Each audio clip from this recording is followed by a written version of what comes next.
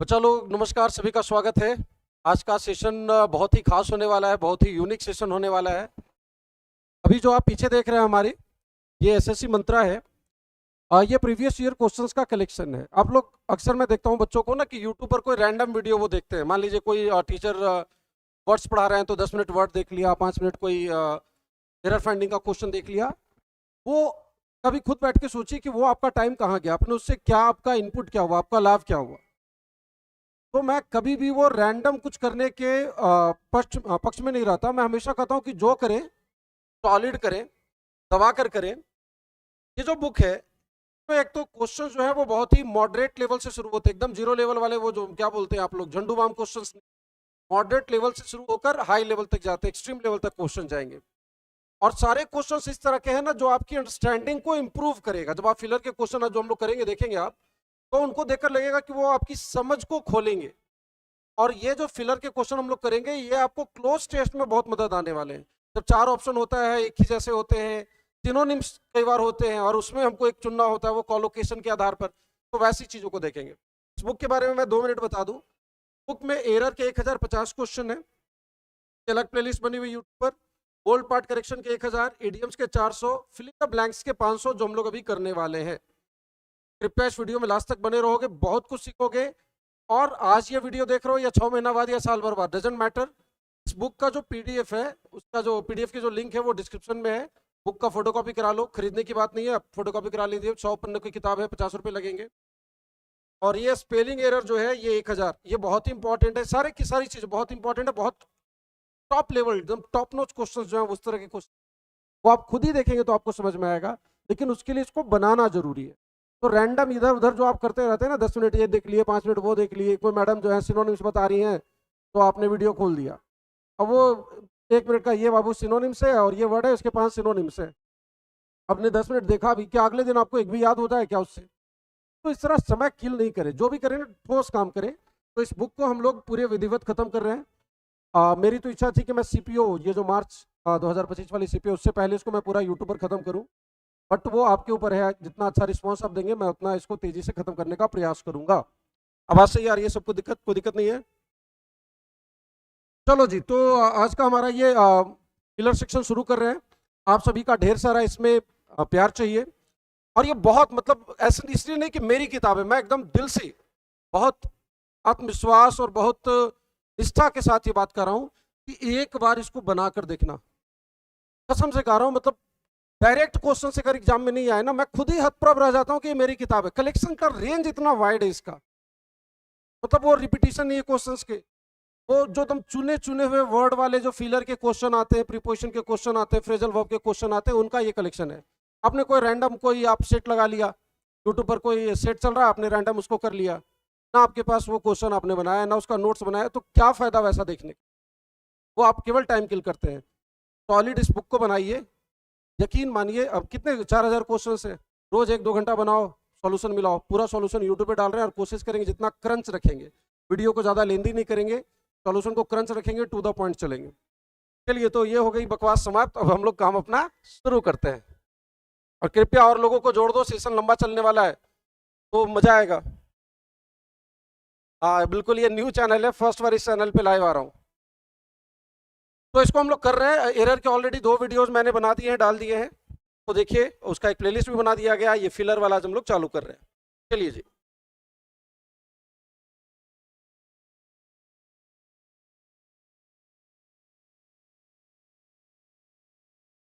आवाज वगैरह देखते रहिएगा, बोलो ठीक है। एक बार ग्रुप वगैरह में डाल दीजिए ताकि थोड़ा सा मजा आए।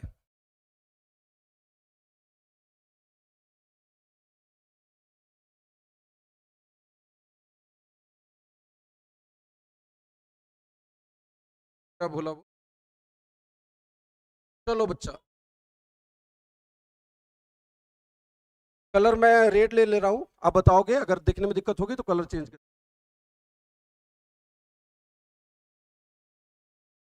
चलिए, I have great respect, I have great respect, बहुत सिंपल सा प्यारा सा क्वेश्चन है। आई हैव ग्रेट रिस्पेक्ट, मेरे मन में बहुत सम्मान है। और जिसके लिए सम्मान होता है, रिस्पेक्ट फॉर समबडी समथिंग। अब रिस्पेक्ट के बारे में एक छोटी सी बात जो हम लोग ग्रामर में पढ़ते हैं, ये हमेशा याद रखिएगा। रिस्पेक्ट, टीम और रेवियर, ये 3 वर्ब है। तीनों का अर्थ होता है आदर करना। वर्ब के रूप में जब ये आते हैं तो प्रीपोजिशन नहीं लेते, सीधे ऑब्जेक्ट लेते, ट्रांजिटिव वर्ब होते हैं। जैसे आई रिस्पेक्ट यू, क्वेश्चन का क्वेश्चन है। ऐसे ना मतलब हजारों रूल्स रिवीजन हो जाएंगे, हजारों। इस किताब को जब आप ऑनेस्टली बनाओगे हजारों नियम रिवीजन, और घर पे रीविजिट कीजिए, एक बार बना लीजिए, सॉल्यूशन मिला लीजिए, 10 दिन बाद, महीने दिन के बाद एक बार एक एक क्वेश्चन को दोबारा, वो दिमाग में बैठ जाएगा ना, एग्जाम में सोचना नहीं पड़े, आपके सब कॉन्शियस में आ जाए। जैसे क्वेश्चन देख के मुझे सोचना नहीं पड़ा क्या लिखा हुआ है, टाइम कितना कम होता है, उसके हिसाब से आपको खुद को तैयार करना है ना। चलो जी आगे बढ़े। ये तीनों वर्ब के रूप में फॉर नहीं लेते, लेकिन ये पर जब नाउन के रूप में प्रीपोजिशन फॉर लेते, और रेवर का नाउन बनाते हैं रिवरेंस। रिस्पेक्ट खुद नाउन है, स्टीम भी नाउन है, और रेवरेंस नाउन बनाए फॉर लेने लगे। यहाँ पर नाउन के रूप में है, हैव का ऑब्जेक्ट है ये। चलो आगे बढ़ते हैं। क्वेश्चन नंबर 2 में क्या करोगे, बड़ा प्यारा क्वेश्चन है। और देखो मैं इसको पढ़ाऊंगा नहीं, ये हम लोग प्रीपोजिशन में मतलब इतने विस्तार में पढ़ते हैं, अभी हम लोग सॉल्यूशन कर रहे हैं, क्लास नहीं कर रहे। क्लास करना है तो फिर अलग से क्लास करो। Next, I will write a letter, मैं एक चिट्ठी लिखूंगा, मैं एक चिट्ठी लिखूंगा तुमको। टेंटेटिव का अर्थ होता है संभावित, कोई ऐसी चीज बदल सकती है, दैट इज टेंटेटिव, एडजेक्टिव है ये वर्ड। मैं जो देखता हूँ कभी कभी यूट्यूब पर जो सिनोनिम्स वगैरह लोग करा रहे होते, तो कोई लेना देना नहीं जिस वर्ड का, वो एक वर्ड 4 वर्ड लिख देते हैं, एक एडजेक्टिव है, एक वर्ब है, एक नाउन है, सबका हिंदी एक जैसा बता देते हैं। बच्चा कैसे यूज करेगा, अब यहाँ तो इंडिकेट भी आ रहा है, प्रोपोगेट भी आ रहा है, तो हर वर्ड का अलग अलग ढंग तो बताओगे, हर का एग्जाम्पल दोगे, तब तो बच्चा ये क्वेश्चन सॉल्व करेगा ना। कि एंटोसाइनो जान लेने से कोई ये बना लेगा वो बच्चा? तो हर वाक्य का किस कॉन्टेक्स्ट में यूज होना है, क्या उसका एग्जाम्पल होगा, वो तो आप बताओगे बच्चों को। इसलिए मैं वो कट पेस्ट वाला काम कभी नहीं करता, इतना मेरे ऊपर दबाव आता है, लेकिन मैं कभी तैयार नहीं होता। टेंटेटिव का अर्थ होता है कोई चीज जो बदल सकती हो, जो फाइनल नहीं है, नॉट फाइनल। ये इस नाउन के साथ खूब यूज होता है। टेंटेटिव डेट्स, एग्जाम का टेंटेटिव डेट निकल गया है, मतलब फाइनल डेट नहीं है, संभवतः यह रहेगा, हो सकता है आगे पीछे बढ़ाया जाए घटाया जाए, दैट इज टेंटेटिव। मैं तुमको चिट्ठी लिखूंगा टेंटेटिवली, अब अर्ज का अर्थ होता है विनती करना, ये होगा नहीं। डेट का विनती करोगे। गाइड होता है किसी व्यक्ति को कोई दिशा निर्देश देना, ये करेंगे नहीं। इन्वॉल्व होता है शामिल होना, कोई मतलब नहीं है। प्रोपोगेट होता है किसी विचार को प्रसारित करना, जैसे हमारा कॉन्स्टिट्यूशन कहता है कि any one can propagate his religion, कोई भी अपने धर्म का प्रचार कर सकता है, तो किसी को प्रचारित करना। तो यहाँ डेट को प्रचारित करने की बात नहीं है। मैं चिट्ठी लिखूंगा जिसमें मैं इंडिकेट करूंगा, दर्शाऊंगा डेट ऑफ द प्रोग्राम। ये प्रेजेंट पार्टिसिपल है। यहाँ 2 अलग अलग वाक्य थे, एक था I will write a letter और दूसरा था आई विल इंडिकेट। हमने पार्टिसिपल में क्या पढ़ा था कि एक सब्जेक्ट जब 2 काम करे और दोनों एक साथ हो तो बाद वाले या पहले वाले में से किसी एक को V4 के द्वारा दिखाते हैं। तो प्रेजेंट पार्टिसिपल यहाँ आ रहा है, ये इंडिकेट। चलो जी, कोशिश करना है कि मार्च जो है 2025 जो आपका आ रहा है सीपीओ वाला, उससे पहले मैं चाह रहा हूँ, सीपीओ वाले अपने बहुत सारे बच्चे हैं जिन्होंने पीटी क्लियर किया है, तो वो इसको जरूर बना लें। तो 10-20 नंबर तो ऐड ऑन करेगा ही करेगा आपका। अब हो सकता है ये इसी तरह का क्वेश्चन आपको क्लोज टेस्ट में मिल जाए, डायरेक्ट फेलर में आ जाए। अर्ज होता है विनती करना, रिक्वेस्ट का सिनोनिम से। चलो जी नेक्स्ट, अगला, the conference was successful, conference सफल था। And your style of presentation was so, पहला कह रहा है कि कॉन्फ्रेंस जो है, कॉन्फ्रेंस सफल था, सब्जेक्ट है, वर्ब है, एडजेक्टिव कॉम्प्लीमेंट है।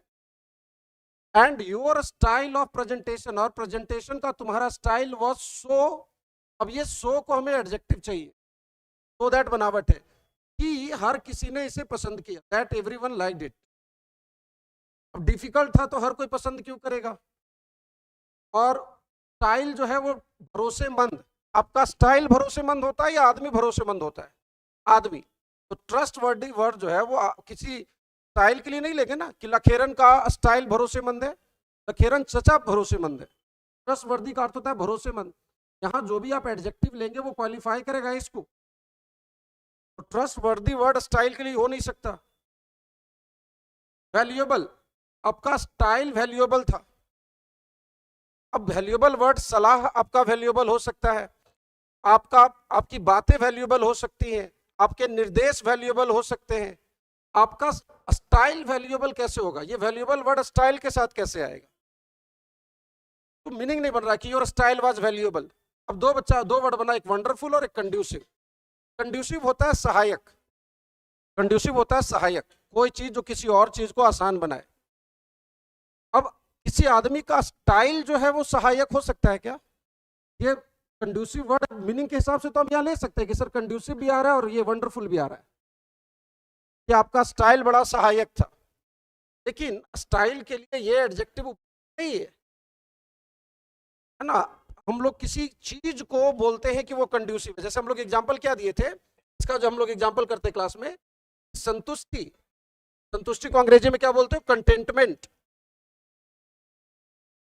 Is conducive to happiness. ये एग्जांपल, ये डिक्शनरी में, ऑक्सफोर्ड में, हर जगह आपको ये एग्जांपल मिले।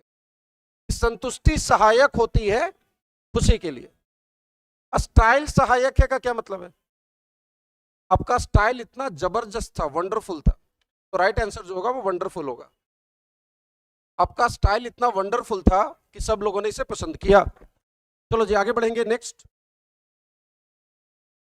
कहीं कोई डाउट होगा तो बाद में कमेंट सेक्शन में जरूर बताओगे कि सर इस क्वेश्चन में, फिर हम लोग उसको अलग से वीडियो बना लेंगे केवल डाउट वाले क्वेश्चन का। नेक्स्ट, आई पर्पसली, मैंने पर्पसली मतलब जानबूझकर, डिलिबरेटली। पर्पसली को एक और फ्रेज भी आता है, ऑन पर्पस, बड़ा मशहूर फ्रेज है, ध्यान रखिएगा। ऑन पर्पस का मतलब जानबूझकर, डेलिबरेट का सिनोनिम्स है। सर देखिए इसने मेरे को मार दिया हाथ से, तो नहीं सर गलती से लग गया, तो मैं बोलूंगा नहीं sir he did it on purpose. If you do something on purpose, जानबूझकर, आर्टिकल मत लगाना, बड़ा मशहूर फ्रेज है on purpose. On the purpose ऐसे एरर हो जाता है। खैर, आई पर्पसली यहां मेन वर्ब है। During my last visit to Kanpur, अब वाज के साथ तो V1 आएगा नहीं, या कभी V1 तो लेता नहीं है, या तो V3 लेता है या V4 लेता है। ये V1 फॉर्म लिखा हुआ है, बी क्रिया होगा नहीं। हैव कभी V1 फॉर्म नहीं लेता, हैव के बाद या तो इन्फिनिटिव आएगा या V3 आएगा। I have to go, I have gone, तो यहाँ तो V1 है, तो हैव फॉर्म नहीं आएगा। अब बच्चा वुडंट और वोंट, लेकिन लास्ट विजिट है, मतलब पास्ट की बात हो रही है, पास्ट की बात हो रही है, तो सिंपल पास्ट का नेगेटिव। मैं जानबूझकर तुमसे नहीं मिला अपने पिछले ट्रिप में। Trip to a place, visit to a place, noun के रूप में visit to, trip to, reach to, done है क्या? आगे बढ़ेंगे। ये बाबू अभी बहुत सिंपल वाले क्वेश्चंस आ रहे हैं, यकीन मानिए इसका जो लेवल आप देखोगे ना आगे, मतलब बहुत जबरदस्त लेवल तक के क्वेश्चंस इसमें अभी टच करेंगे हम लोग। चलो जी, will you please, will you please, yes no question है, ऑक्सिलरी वर्ब है, सब्जेक्ट है। अब एक mind your business, mind your business का मतलब अपने काम से काम रखो, माइंड योर ऑन बिजनेस। ये अंग्रेजी में एक फ्रेज है, माइंड योर बिजनेस मतलब काम, माइंड योर ऑन बिजनेस बोला जाता है। Mind your on business and stop disturbing me, कृपया आप अपने काम से काम रखिए और मुझे तंग करना बंद कीजिए। विल का दो मेन वर्ब है, एक है स्टॉप माइंड और एक है स्टॉप। माइंड का ऑब्जेक्ट यह है, स्टॉप का ऑब्जेक्ट यह है। To avoid your business, avoid gerund लेता है, रिफरेंस सीधे ऑब्जेक्ट नहीं लेता, फ्रॉम लेता है, इंटरफेयर इन लेता है, कंसंट्रेट ऑन लेता है। मान लो हमको नहीं पता चल रहा है कि सर कौन सा वर्ड ले, तो भैया इतना तो समझ में आ रहा है ना कि तीनों वर्ड डायरेक्ट ऑब्जेक्ट नहीं लेते। इंटरफेयर इन, अगर मान लो मीनिंग नहीं भी पता है तो भी interfere in, refrain from, concentrate on, यहाँ तो सीधे ऑब्जेक्ट देना हमको वर्ब के बाद, प्रीपोजिशन तो यहाँ कुछ है नहीं। और will you please avoid your business का क्या मतलब है? चलो नेक्स्ट, द पुलिस, ये कंप्लेन नहीं होगा, कंप्लेंट, कंप्लेन वर्ब होता है, नाउन है, ऑब्जेक्ट टी लगेगा, सुधार लीजिएगा उसको, टाइपिंग एरर है। द पुलिस, डिपिक्ट का अर्थ होता है किसी दर्शाना, रोट लिखना। देखो एफआईआर या शिकायत दर्ज करने के लिए दो तीन वर्ड यूज होता है, एक तो होता है लॉज, लॉज एंड एफआईआर, है ना। मैंने उसके खिलाफ एफआईआर लॉज करा दिया, मतलब दर्ज करा दिया। बच्चे लोग इसको जम के वीडियो को सभी लोगों तक पहुंचा दीजिए। आप सोच भी नहीं सकते इस प्रोसेस को करने में, ये यहाँ तक आपके पास लाने में। और जैसा मैंने शुरू में बोला कि एक तो होता है ना बच्चा वो टाइम पास के लिए कुछ बना दिया, यूट्यूब पे डाल दिया, या लगातार ऑनलाइन क्लासेज ही लेते हैं तो उसमें से कुछ सेक्शन डाल दिया। और मैं हमेशा कहता हूँ कि जो करो ठोस करो, अदरवाइज कुछ गेन नहीं होगा उसका। तो इस बुक को ईमानदारी से बनाना है। चलो जी देखो, तो लॉज एंड एफआईआर दर्ज करना और रजिस्टर, रजिस्टर भी दर्ज करने के अर्थ में आता है। रजिस्टर ए कंप्लेंट, शिकायत दर्ज करना। तो डिपिक्ट का कोई मतलब नहीं है, द आंसर साफ है, द पुलिस रजिस्टर्ड कंप्लेंट। और यहाँ आर्टिकल भी लगे, registered a complaint, typing error है वो। चलो आगे बढ़े, बना था सभी लोग। चलो फट से क्वेश्चन बनाओ जरा सा, मैं आप लोग का कमेंट देख लूं।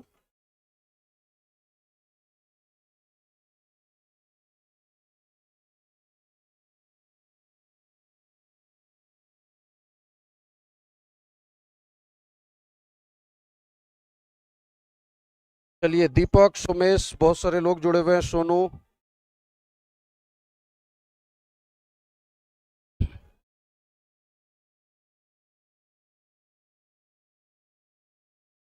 चलिए सबका 6 का सी आ रहा है, 7 में आ गया है। You should not walk bear foot. Bear foot का अर्थ होता है बच्चा नंगे पांव, फ्रेज होता है बेयर फुट। देखो बेयर का मतलब होता है ना बिना कवर का। बेयर का मतलब होता है कोई चीज जो बिना कवर का हो, जो बिना किसी चादर का हो, बिना लिहाफ का, बिना बेलिहाफ हो। लिहाफ मतलब कवर, तो that is called bare. Bare tree बहुत बोला जाता है, वैसा पेड़ जिसके ऊपर पत्ता नहीं हो, बस वो कंकाल उसका हो, बॉडी हो, केवल तना वाला पार्ट हो, दैट इज बेयर ट्री। उसी तरह बेयर फुट, नंगे पांव। बेयर ट्रूथ बहुत बोला जाता है। अब यूट्यूब वाली मैडम क्या करती है, बेयर माने नंगा। अब खाली स्थान में अगर ट्रूथ के पहले ये दे दिया जाए तो बच्चा को पता ही नहीं कि बेयर कहाँ यूज करते हैं। पता उसको एग्जाम्पल से समझाना होगा ना कि बाबू ये बेयर यहाँ यहाँ। बेयर ट्रूथ का मतलब नंगा सच। नंगा सच का मतलब ऐसा सच जिसमें कोई शुगर कोटिंग नहीं की गई हो, जो जैसा है, कटु है, कड़वा है, उस सच को वैसा छोड़ दिया गया, दैट इज बेयर ट्रूथ। तो you should not walk bear foot, तुम्हें नंगे पांव नहीं चलना चाहिए शाम में। चलो जी आगे बढ़ेंगे, नेक्स्ट। डायरेक्टर्स के समूह को क्या बोलते हैं? डायरेक्टर्स के समूह को हिंदी में निदेशक मंडल बोलते हैं, बोर्ड ऑफ डायरेक्टर्स। और बोर्ड ऑफ डायरेक्टर्स। व्यापारियों के समूह को क्या बोलते हैं? Company of merchants. याद कर लोगे, नोट नहीं याद है तो नाउन का जो पॉइंट मान लीजिए मिस होता है तो वो जाकर नोट्स को चेक करना है, आपको सर्किल करना है कि ये वाला हमको यार कलेक्टिव नाउन भूल गए, चलो 10 मिनट शाम में देख लेंगे या कल देख लेंगे। वो हैबिट का हिस्सा बनाएंगे तब तो दिमाग में हर बात याद रखनी है ना। कभी पढ़े थे उससे बात नहीं चलेगी ना। ये नाविकों के समूह को क्या बोलते? Of sellers, of sellers, company of merchants. ये बहुत बड़ी लिस्ट है, ऐसे याद रखो सब। बेबी ऑफ लेडीज, महिलाओं का। Horde of reporters, panel of experts, panel of experts, experts के समूह को पैनल बोलते हैं। बेंच ऑफ जजेज। चलिए काउंसिल ऑफ मिनिस्टर्स, मंत्रियों के समूह को काउंसिल बोलते हैं, समिति। आगे बढ़ेंगे, नेक्स्ट। बैंड ऑफ, ये जो बैंड है, बैंड ऑफ नोमैड्स। नोमैड्स समझते हैं ना, घुमंतु बंजारा लोगों के समूह को बैंड कहते हैं, band of nomads. Group of students. Band of musicians भी होता है, बैंड ऑफ सिंगर्स भी होता है। नेक्स्ट, चलो क्वेश्चन नंबर 9 में क्या करोगे बताओ?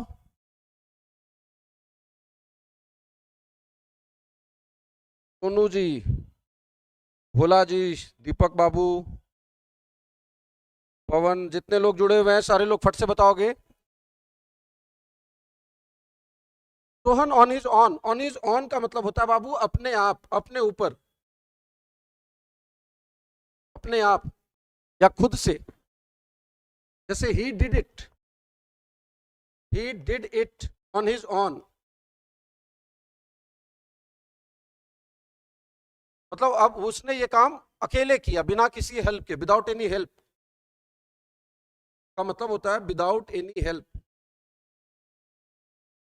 यहाँ हिज होगा जरूरी नहीं, मतलब सब्जेक्ट के अनुसार जो भी आपको पजेसिव लेना वो ले सकते हो। बाबू इस आंसर को जितना पढ़ाना था पढ़ा दिए हो, अब तुम अपना देख लो। Now you are on your own, now you are on your own मतलब अब आप अपने ऊपर हो। Now you are on your own, ये सब एग्जाम्पल लिख ले, पढ़ने को नहीं मिलेगा फिर। Now you are on your own मतलब अब आप अपने ऊपर हो, अपने ऊपर हो मतलब अब तुम्हारी जिम्मेदारी तुम्हारे ऊपर है। हो गया। तो Sohan on is on, Sohan ने अपने आप मतलब अपने खुद से परचेज दिस फ्लैट। हो गया, हटाओ उसको। इसी तरह का मिलता जुलता अर्थ होता है बाबू by plus reflexive. By plus self वाले जो प्रोनाउन होते हैं ना, रिफ्लेक्सिव प्रोनाउन, उनका भी प्रयोग इस तरह से करते हैं। He did it by himself, he lives by himself, alone जीता है बिना किसी की मदद के। He lives by himself, he lives on his own। और अपना रोजी रोटी खुद जुगाड़ करना, fend for yourself। मैं गिनती करके नहीं बता सकता ब्लैक बुक की तरह, यकीन मानो 10-10-20 बार से कम नहीं पूछा हुआ ये तीनों फ्रेजेस, ध्यान रखिए इसका। इतना अनुभव है ना बाबू। देखो दिक्कत क्या होती है ना, बच्चे कहते हैं कि सर बस वो जल्दी जल्दी करा दीजिए। मुझे मैंने देखा हुआ है ना ये वाला क्वेश्चन भी कहीं हर बार यही रहेगा ये तो जरूरी नहीं। तो मुझे लगता है यार बच्चों को ये भी बता देते हैं, हो सकता है यही पूछ ले, फिर लगता है यार ये वाला बता देते हैं, हो सकता है ये पूछ ले। तो एक्सपीरियंस जो है ना वो परेशान करता है, अनुभव परेशान करता है। नेक्स्ट, 15 सालों का जो 16 साल हो गया यार, मतलब 17-18 की उम्र में कलम पकड़ा था और तब से पढ़ा ही रहा हूँ। सोचो कितने हजार क्या कितने लाख क्वेश्चंस देखे होंगे। तो Sohan on his on purchase this new flat for his mother, अपनी माँ के लिए, बेसिक सा प्रीपोजिशन। चलो next, higher authority, fend for yourself, check करना इसको, अपना रोजी रोटी खुद जुगाड़ना। बाप ने घर से लात मार के निकाल दिया, बेटा देख ले अब बहुत ऐसा हो गया तुम्हारा। Now fend for your self, now fend for your self. Fend for your self मतलब अब अपनी रोजी रोटी खुद जुगाड़ करो, अपना खुद से चलाओ, that is fend for your self. Clear है क्या, समझ में आया यहां तक? आगे बढ़े, अगले क्वेश्चन की तरफ चले। अब सभी लोग डन? चलो नेक्स्ट, हायर अथॉरिटी हैज,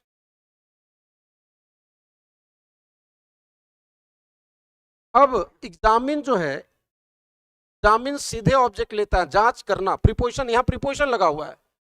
तो अब तय है कि यहां पे ट्रांजिटिव वर्ब तो नहीं आएगा, क्योंकि ट्रांजिटिव वर्ब तो सीधे ऑब्जेक्ट लेगा, प्रीपोजिशन तो मांगेगा नहीं वो।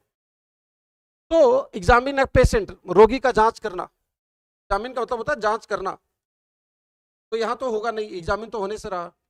टेस्ट भी सीधे ऑब्जेक्ट लेगा, इवेलुएट भी सीधे ऑब्जेक्ट लेगा। देख लेता तो है प्रीपोजिशन, डायरेक्ट भी ऑब्जेक्ट लेता है और प्रीपोजिशन भी लेता है, लेकिन टू नहीं। प्रोव इनटू, जांच करना, जांच करने के लिए 3 वर्ब हैं, 4 verb. Probe, probe into a matter, किसी मामले की जांच करना।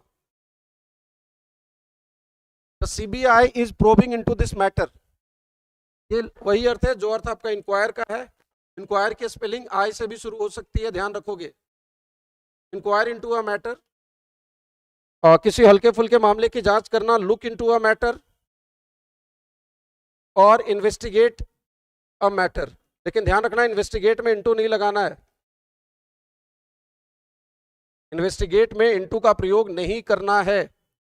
इन्वेस्टिगेट ट्रांजिटिव वर्ब है।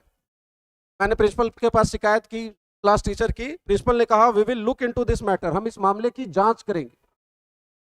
क्लियर है क्या? प्रोब नाउन भी है और वर्ब भी। सीबीआई प्रोब, सीबीआई जांच की मांग हो रही है, सीबीआई इंक्वायरी।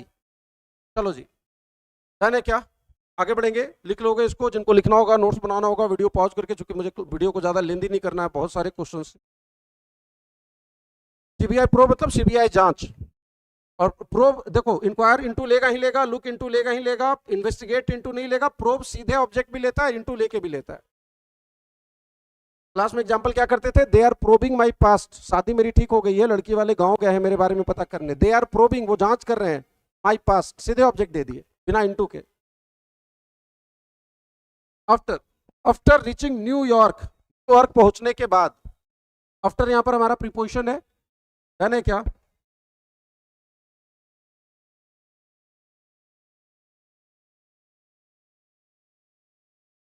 सब लोग को समझ में आ रही है? एक बार कमेंट में कह दोगे। सेशन सही जा रहा है सभी लोगों का? बच्चे ये सीरीज बहुत हिट होनी चाहिए, जबरदस्त जानी चाहिए। आफ्टर रीचिंग न्यूयॉर्क, ये बिफोर है, जेरेंड है, पीओ का काम कर रहा है, और ये ऑब्जेक्ट है रीच का, यहाँ प्रीपोजिशन नहीं लगा सकते, ट्रांजिटिव है। न्यूयॉर्क पहुंचने के बाद रमाकांत विल हैव यहाँ मेन वर्ब है, और यहाँ टू V1 आने वाला है, इन्फिनिटिव।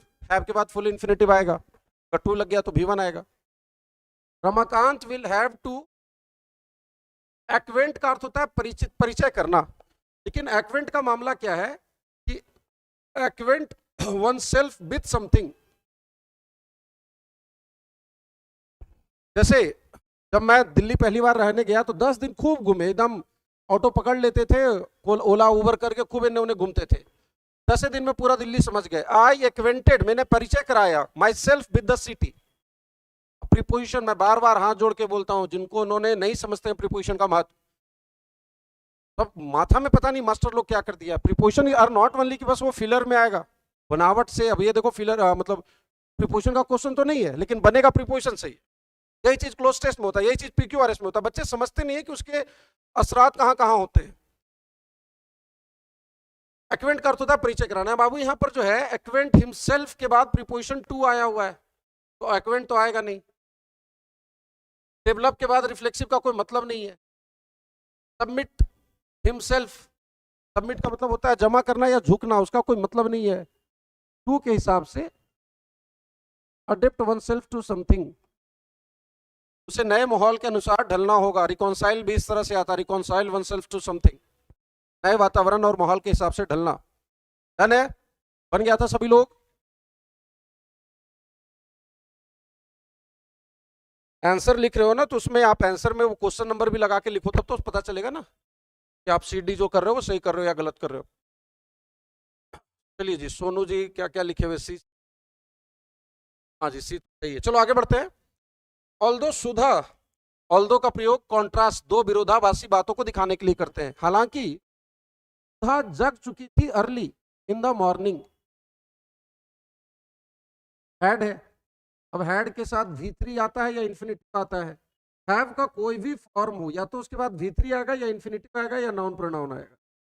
चौथा कोई चीज नहीं आ सकता। आई हैव गॉन, मैं जा चुका हूं। आई हैव टू गो, मुझे जाना पड़ेगा। और आई हैव अ कार। अब इसके और भी तरह तरह से यूज होते हैं, लेकिन ये प्राइम बात है, इसमें कोई कंप्रोमाइज नहीं करना हमें। इसके अलावा कुछ होना हो ही नहीं सकता हैव के बाद, चाहे हैव का कोई भी फॉर्म हो, हैव हैड हो, है जो कुछ, तो दिन हो जाएगा, रोज होगा नहीं, राइजेज। हालांकि सुधा जग चुकी थी, इंट्रांजिटिव वर्ब का थर्ड फॉर्म है, ये इंट्रांजिटिव है। यहाँ मेन क्लॉज शुरू हो रहा है, येट वाला क्लॉज, येट छुपा हुआ है। फिर भी she could not finish household work, वो घर का काम पूरा नहीं कर पाई। घर के काम को चोर भी बोलते हैं, याद रखना, पूछता है ये वर्ड, चोर। घर का काम चोर कहलाता है, चोर नहीं है रिबेल, चोर है ये। चलो जी आगे बढ़ेंगे। 12 का ए, 12 का, हाँ ठीक है। चलो 13 नंबर, अनुराधा हैज अ, अब ये इंटरेस्ट, गहरी रुचि, वेरी कॉमन,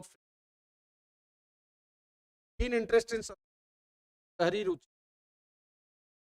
हम लोग कीन का सिनोनिम ईगर होता है, ईगर का अर्थ होता है उत्सुक, तो यहाँ ईगर इंटरेस्ट बोल देंगे क्या? नहीं बोलेंगे। ईगर जो है वो इंटरेस्ट के साथ यूज नहीं कर सकते, इसलिए कि सिनोनिम्स जानने से बात नहीं बनेगी एग्जामिनेशन में। कौन सा वर्ड किस जगह यूज होना है वो भी जानना बहुत जरूरी है। डन है? ही हैज कीन इंटरेस्ट, उसकी बड़ी गहरी रुचि है, in politics, in cricket, in movies. कीन की बात आई है तो कीन के बारे में दो चीज, ये कीन कैसा है? डायरेक्ट नाउन के लिए आ रहा है, और ये नाउन ऑब्जेक्ट है हैज का। कीन जो है अपने बाद दो चीज और लेता है, अगर नाउन नहीं रहा तो या तो इन्फिनिटिव लेगा या ऑन प्लस जेरंड लेगा। सी इज कीन, वो उत्सुक है, to go there, she is keen on going there. ये बहुत इंपॉर्टेंट क्वेश्चन है जो नीचे बता रहा हूं, याद रखना उसको। वर्ब जब हम लोग पढ़ते हैं इन्फिनिटिव या जेरंड वगैरह, वहां पे बताते हैं कीन का स्ट्रक्चर। चलो जी 13 का ए हो गया। ठीक है, 13 का 1 कैसे होगा रेबेल? 3 इंटरेस्ट होगा। नेक्स्ट, प्लीजेंट इंटरेस्ट या वाइड इंटरेस्ट नहीं बोलते, ब्राइट फ्यूचर बोलते हैं। हाई सैलरी, हाई इंटरेस्ट, ये वो वाला इंटरेस्ट नहीं है ब्याज वाला कि हाई इंटरेस्ट पे पैसा उठा रहे हैं, वहां हाई हो जाता। यहाँ जो इंटरेस्ट रेट है बहुत हाई है। इन इंटरेस्ट का मतलब गहरी रुचि, यहाँ रुचि वाले अर्थ में, ब्याज वाले अर्थ में नहीं है ये। चलो जी next, he did not go, वह नहीं गया, सिंपल पास्ट का नेगेटिव है। गो थ्रू समथिंग, ये गो का फ्रेजल वर्ब है। गो थ्रू समथिंग का मतलब किसी चीज को ढंग से पढ़ना, उससे होकर गुजरना। एग्जाम के पहले go through the notes, go through the book. I have not gone through the letter, मैंने चिट्ठी नहीं पढ़ी है मतलब उससे गुजरा नहीं हूं, तो I am not aware of its contents. I have not gone through the letter, I have not gone through the letter, तो I am not aware of its contents, सामग्री, उसके अंदर जो चीजें हैं। तो गो थ्रू का मतलब किसी को पढ़ना। गो ऑफ होता है बंदूक का चल जाना, द बुलेट वेंट ऑफ, गोली चल गई। गोली चल गई मतलब गोली ऐसे चली गई, चल के चली गई। अचानक से फायर हो जाना, द बॉम्ब वेंट ऑफ, फटना, अचानक से गोली चल जाना, बंदूक चल जाना, that is go of. Light चली गई, लाइट, बिजली चली गई, तो बिजली आई थी पानी रख के चली गई, बिजली चली गई तो लाइट कट गई। द लाइट वेंट आउट, बिजली जाना गो आउट, चल जाना गो ऑफ, वो बंदूक आदि चलना। गो थ्रू पढ़ना, वही है यहाँ, ही डिड नॉट गो थ्रू। अब ये फ्रेजल वर्ब का मामला है। द होल बुक, उसने पूरी किताब नहीं पढ़ी थी। बिफोर गिविंग हिज ओपिनियन, अपना राय देने के पहले। चलो जी अगला, ओपिनियन अबाउट या ओपिनियन ऑन भी, वहां अबाउट की जगह ऑन भी लिख सकते थे। Next number 15, the food was, ये आगे दैट वाला क्लाउज आया हुआ है, इतना की, सब्जेक्ट है, वर्ब है, एडजेक्टिव इनडायरेक्ट यूज है। बहुत सिंपल सा क्वेश्चन है ये। The food was so hot, पूरी एक बुक ऐसा नहीं है रे बैल, आगे का क्वेश्चन का लेवल बहुत जबरदस्त आने वाला है। मिक्स एंड मैच किया गया है, मॉडरेट टू हाई रखा गया है question. The food was so hot कि वो हार्डली टच इट, हम शायद ही इसको छू पा रहे थे, इतना गर्म था कि। तो एडवर्ब है ये सो, हॉट के लिए हॉट एडजेक्टिव है, फूड डायरेक्ट यूज हुआ है, प्रेडिकेटिव यूज हुआ है। डन है सभी लोग? चलिए जी नेक्स्ट, बाकी लोग का आंसर क्यों नहीं आ रहा फटाफट। ही ट्राइड, त्यागना, कोशिश किया, ट्राई अपने बाद इंफिनिट टू बी वन, यहाँ वर्ब का फर्स्ट फॉर्म आएगा। Smoking but did not succeed, लेकिन सफल नहीं हुआ, कोशिश किया छोड़ने का लेकिन सफल नहीं हुआ।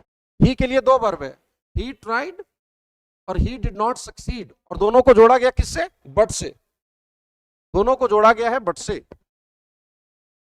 अब यहां पर कुछ फ्रेजेज हैं, देख लो। गेट अवे है, गिव अप है। गिव अप का अर्थ होता है कोई छोड़ना, त्यागना।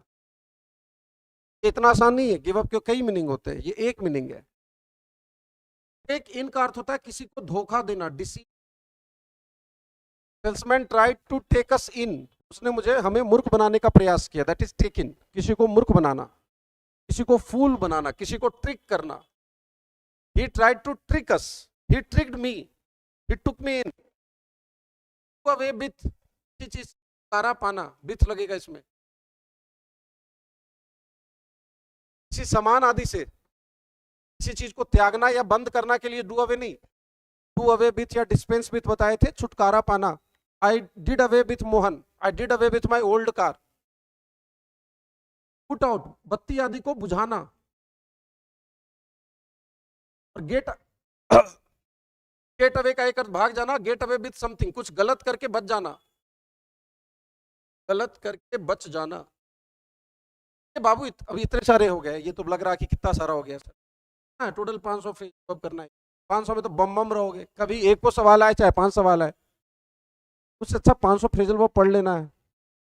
और वही फिर वो यूट्यूब से वाला काम नहीं कि 10 तो 500, या तो ठोस यूट्यूब पर है एक जगह कि हाँ टीचर ने पूरा पढ़ाया, तो जैसे मैंने प्रीपोजिशन अभी पूरा डाला है तो उसको पढ़ लीजिए। अब मैं किसी एक दिन आकर 10 तो बता दूं, 50 तो बता दूं, उससे क्या हो जाना है? वो आपका टाइम बर्बाद करेगा, ओवरऑल होगा भी नहीं और आपको भ्रम भी पैदा होगा कि मुझे प्रीपोजिशन आती है। वो काम नहीं करना। चलो जी, तो यहां पर हो जाएगा give up, he tried to give up smoking.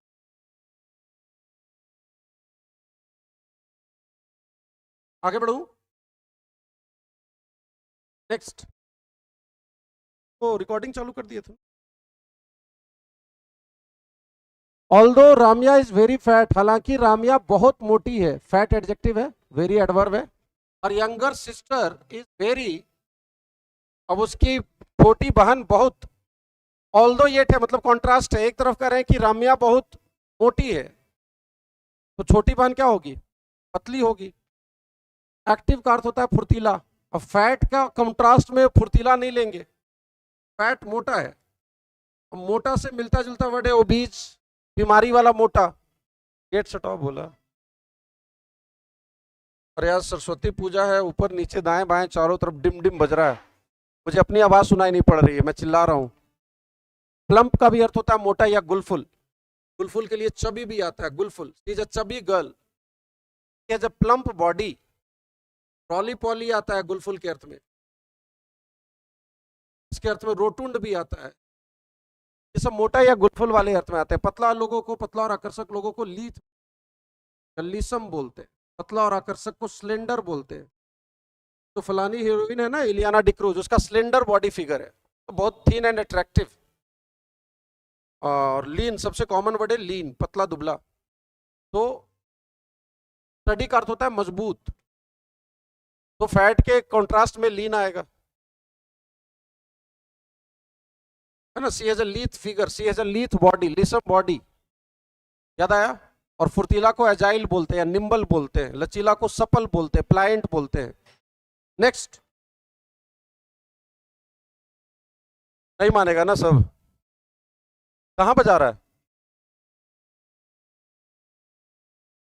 The teacher upon the student, the teacher upon the student, remind transitive verb है, रिमाइंड का मतलब याद कराना, रिमाइंड समबडी प्लस इन्फिनेटिव लेता है, यहाँ रिमाइंड की तो जरूरत है नहीं, रिमाइंड होता तो भैया ये अपॉन नहीं होता, फिर सीधे ऑब्जेक्ट आता। टीच ट्रांजिटिव वर्ब है, टीच समबडी, ये भी ऑब्जेक्ट लेके दैट क्लॉज लेता है या इन्फिनेटिव लेता है, तो यहां पर टीच भी नहीं ले सकते। इनकरेज भी सीधे ऑब्जेक्ट लेता है। अब ये देखो प्रीपोजिशन का क्वेश्चन लग तो नहीं रहा, लग रहा कि फिलर है, वर्ड का क्वेश्चन है, लेकिन ये बन रहा है प्रीपोजिशन से, क्योंकि आपको पता होना चाहिए कि अपॉन किसके साथ आ रहा है, वर्ड का क्वेश्चन नहीं है, प्रीपोजिशन का क्वेश्चन है। तो इनकरेज तो सीधे ऑब्जेक्ट लेगा, तो वो होगा नहीं, इनकरेज मतलब प्रेरित करना, somebody to do something, object लेके इन्फिनेटिव लेता है, तो एक ही वर्ड बचा इंप्रेस। अब इंप्रेस का मामला क्या है, इंप्रेस दो बनावट लेता है, इंप्रेस समबडी विथ समथिंग, और दूसरा होता है इंप्रेस समथिंग ऑन समबडी, दोनों बड़े मशहूर वर्ब हैं। इंप्रेस का मतलब जब प्रभावित करना होता है तो वो इस बनावट में आता है। गीता जिनको प्रभावित किए, समबडी, और जिस चीज से किए with something. Gita impressed the interviewers with her knowledge, जिनको प्रभावित किया, interviewer with her knowledge. He impressed me, उसने मुझे प्रभावित किया विथ हर ब्यूटी, अपनी सुंदरता से, सुंदरता देख के ये फैन हो गए ना, खैर हम होते नहीं, एक ठो बात कर रहे हैं। Impress me with her beauty, और इंप्रेस का दूसरा अर्थ होता है कोई चीज किसी को समझाना, जो चीज समझाए समथिंग, और जिनको समझाए ऑन समबडी। लेकिन कई बार क्या होता है कि ये ऑब्जेक्ट अगर लंबा चौड़ा है ना, तो इंप्रेस का जो ऑब्जेक्ट है उसको यहां ना लिखकर बाद में लिख देते हैं। सेम एग्जांपल हम लोग क्लास में करते हैं प्रीपोजिशन पढ़ाने के दौरान। तो इंप्रेस, टीचर ने समझाया, क्या समझाया, इंपॉर्टेंस ऑफ साइंस पढ़ना, विज्ञान पढ़ने का महत्व समझाया। दो चीज समझाया, समथिंग, और जिनको समझाया on upon somebody. Sir object क्यों नहीं नजर आ रहा है इंप्रेस का, ये ऑब्जेक्ट है बाद में। सर बाद में क्यों लिख दिए, अगर ये पूरा फ्रेज आप यहां बीच में लिखोगे तो इंप्रेस अपने प्रीपोजिशन से दूर हो जाता है, तो इसीलिए कई बार ऑब्जेक्ट को वर्ब के बाद से उठाकर बाद में लिख दिया जाता है। बेसिक सा क्वेश्चन था प्रीपोजिशन का। प्लेलिस्ट जो बनी है क्लासरूम में चूंकि रिकॉर्ड की गई, जैसे अभी लाइव पढ़ा रहे वैसे तो पढ़ाया हुआ नहीं, वो क्लासरूम में बच्चा लिख रहा है, रुकिए सर किसी से कुछ पूछने लगे, तो थोड़ा सा वीडियो 2.5 घंटे का 3 घंटे का चला गया सेशन, तो आप उसको स्पीड करके स्किप करके बढ़ा के, लेकिन उसको पूरा कर लेना, कृपया पूरा कर लेना, जीवन भर काम आएगा वो टाइम पास वाला नहीं है, वो यूट्यूब वाला क्लास नहीं है वो। नेक्स्ट, मैं कभी वो वाला काम नहीं करता, या तो पूरा या तो कुछ नहीं, सीधी बात है। अगला बढ़ेंगे। Gandhi ji was a humble man, humble मतलब विनम्र, मॉडेस्ट, जो कि जाने जाते थे, एडजेक्टिव है पोस्ट पोजीशन, मैन के लिए दो एडजेक्टिव है। गांधी जी एक विनम्र आदमी थे जो जाने जाते थे फॉर हिज मॉडेस्टी, विनम्रता के लिए, या अपनी दया के लिए, या अपने प्लीजेंटनेस के लिए। प्लीजेंटनेस तो होता है खुशनुमा होने का गुण। तो प्लीजेंट वर्ड आदमी को नहीं बोलते, एक प्लीजेंट लड़की है नहीं, उसका प्लीजेंट स्माइल है। आज प्लीजेंट इवनिंग है, मोहन प्लीजेंट है नहीं। प्लीजेंट जो वर्ड है वो पर्सन के लिए यूज ना करके चीजों के लिए करते हैं, माहौल, वातावरण। तो वो प्लीजेंट तो यहाँ होगा नहीं। गांधी जी स्वीट थे, क्यूट थे, ऐसा तो होगा नहीं कि है ना गांधी जी बड़ा क्यूट थे, जैसे तुम लोग बोलते हो ना कि वो बहुत क्यूट है। गांधी जी के लिए स्वीट या क्यूट वर्ड यूज नहीं करेंगे। दो वर्ड है, एक मॉडेस्टी और काइंडनेस। क्या करोगे 19 में? फटाक से 19 का आंसर दो।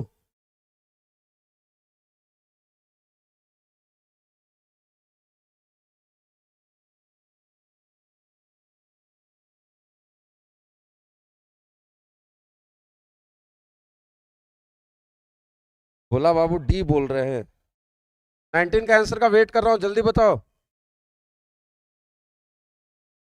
सोनू बाबू सी बोल रहे हैं। चलिए देखिए,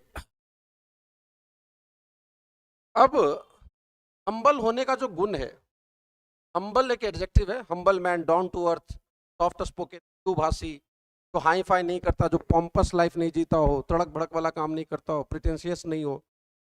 हम्बल का दो तरह का, एक तो ह्यूमिलिटी बना सकते हो, the quality of being humble, या हम्बलनेस, विनम्रता। He has all the humility in the world, उसके अंदर दुनिया भर की विनम्रता है। But Babu modest, modest word भी हम्बल का सिनोनिम से विनम्र के अर्थ में आता है, लेकिन मॉडेस्ट नम्र से अधिक सादा वाले अर्थ। मॉडेस्ट होने का गुण मॉडेस्टी। अगर वो मॉडेस्ट लाइफ जीता, मॉडेस्ट आदमी को भी बोलते हैं और चीजों को भी बोलते हैं। मॉडेस्ट गर्ल तो बहुत शो ऑफ नहीं करते, सोई नेचर के नहीं, उनको मॉडेस्ट बोला जाता है ना। जो तड़क भड़क नहीं करते, ज्यादा दिखाते नहीं है, टॉन्ट नहीं करते, वैसे लोगों को मॉडेस्ट बोलते। तो गांधी जी एक विनम्र आदमी थे जो अपने सादगी के लिए जाने जाते थे। He was known for his modesty। ये हम्बल वर्ड के साथ पेयरिंग इसका बनेगा, ना कि काइंडनेस का। Gandhi ji was a humble man, वो एक विनम्र आदमी थे जो अपनी सादगी के लिए जाने जाते थे। विनम्र का दया से कोई लेना देना नहीं, विनम्रता का दया से कोई लेना देना नहीं। वो विनम्र व्यक्ति थे जो अपनी मॉडेस्टी के लिए, सादगी के लिए जाने जाते थे। The quality of being modest is modesty, सादापन, इसमें दिखावा नहीं हो। हाँ जी, मॉडेस्टी, सिंप्लिसिटी। चलो आगे बढ़ेंगे। नेक्स्ट, पहले सेट का लास्ट है, द एक्यूज्ड, आरोपित। देखो आमतौर पे द प्लस एडजेक्टिव से पूरे वर्ग का बोध होता है, क्वेश्चन आता है और प्लूरल हो जाता है verb, the rich, the poor, are. लेकिन द प्लस V3 वाले दो तीन एडजेक्टिव हैं जिनको सिंगुलर मानते हैं, जैसे द एक्यूज, आरोपित, वाज इनोसेंट, वर नहीं, सिंगुलर भाव देता है। द कन्विक्टेड, सजा याफ्ता, द डिसीज्ड, मृतक को बोलते हैं, मृतक व्यक्ति, द डिसीज। तो इसके साथ वर्ब सिंगुलर रखना है, वो ऊपर वाला मत समझ लेना, ये अलग चीज है। खैर, किसी आरोप से इनकार करने के लिए जो वर्ड यूज करते हैं वो डिनाई। किसी आरोप को स्वीकार करने के लिए वर्ड यूज करते हैं एडमिट। दोनों अपने बाद जेरन लेने वाले वर्ब है, दोनों जेरन को ऑब्जेक्ट बनाते हैं। तो एक्यूज ने डिनाई किया, इनकार किया। और ये जो आप देख रहे हैं ये परफेक्ट जेरंड देख रहे हैं। मेक का जेरंड क्या लिखोगे? मेकिंग। और परफेक्ट जेरंड हैविंग V3। अब ये परफेक्ट जेरंड क्या होता है कि भैया जब मेन वर्ब का टाइम और जेरंड वाले वर्ब का टाइम में गैप हो तो बेसिक जेरंड ना लेकर परफेक्ट फॉर्म ऑफ जेरंड लेते, वही हैविंग मेड देख रहे हो। अक्यूज पे आरोप लगा था कि उसने गाली बका था, लेकिन अक्यूज ने इनकार किया कोई भी स्टेटमेंट देने से। उसने कोई स्टेटमेंट दिया, इस बात से उसने इनकार किया। Right answer is deny. Decline भी होता है इनकार करना, डिक्लाइन माय ऑफर, किसी के ऑफर को इनकार कर देना, डिक्लाइन ऑफर, डिक्लाइन रिक्वेस्ट। मैं बार बार लॉग इन करने का कोशिश कर रहा हूं, मेरे रिक्वेस्ट को डिक्लाइन कर दिया गया। कोलोकेशन याद रखना, deny a charge, deny a charge, किसी आरोप से इनकार करना, डिनाई एन एलिगेशन, किसी आरोप से इनकार करना। ये पूरी एक, हम लोग जब वर्ड्स महाकुंभ बैच कर रहे हैं ना, वहां पर एक लिस्ट आएगी ये वाली, deny, decline, refuse, reject, reverse. ये पांचों वर्ड में क्या क्या फर्क आता है, रिजेक्ट का ऑब्जेक्ट कौन बनेगा, डिनाई का ऑब्जेक्ट कौन बनेगा, डिक्लाइन का ऑब्जेक्ट कौन। तो deny a charge, deny an allegation, आरोप से इनकार करना। डिक्लाइन ऑफर, मैंने उसे ऑफर किया, ही डिक्लाइंड माय ऑफर। मैंने रिक्वेस्ट किया बैंक से, दे डिक्लाइंड माय रिक्वेस्ट, उन्होंने मेरे रिक्वेस्ट को खारिज कर दिया, रिजेक्ट की तरह। ये रिजेक्ट के पास चला जाएगा। डिक्लाइन एक गिरावट होता है, वो अलग है, वो फिर अलग हो जाएगा, वो भर्व के रूप में दूसरा अर्थ हो गया। यहाँ डिक्लाइन है खारिज कर देना। डिक्लाइन का एक अर्थ होता है गिरना, जैसे उसका हेल्थ डिक्लाइन कर रहा है, इकोनॉमी डिक्लाइन कर रही है, गिर रही है। चलो जी आगे बढ़ेंगे। समझ में आ रही है बात यहाँ तक सभी लोग? एक बार कमेंट में कर दो, फिर हम लोग सेट 2 करें शुरू। देखते हैं आज हम लोग कहां तक पहुंच पाते हैं, कितना आप लोग साथ देंगे। और वीडियो को और दोस्तों तक पहुंचा दीजिएगा, बहुत मेहनत लगती है बच्चा इसमें।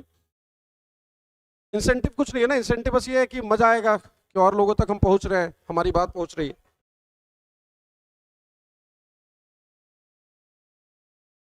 वो क्वेश्चन क्लोसेस्ट वगैरह में डिनाई रिजेक्ट वाला वो क्वेश्चन आता है, मैं अभी उतने डिटेल में नहीं जाऊंगा, वरना आधे घंटे का वो क्लास चालू हो जाएगा।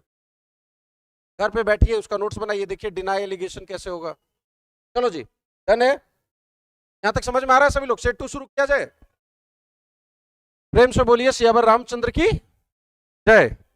आ जाओ सेट 2 देख रहे हैं, ये सेट 2 का पहला क्वेश्चन है अपना।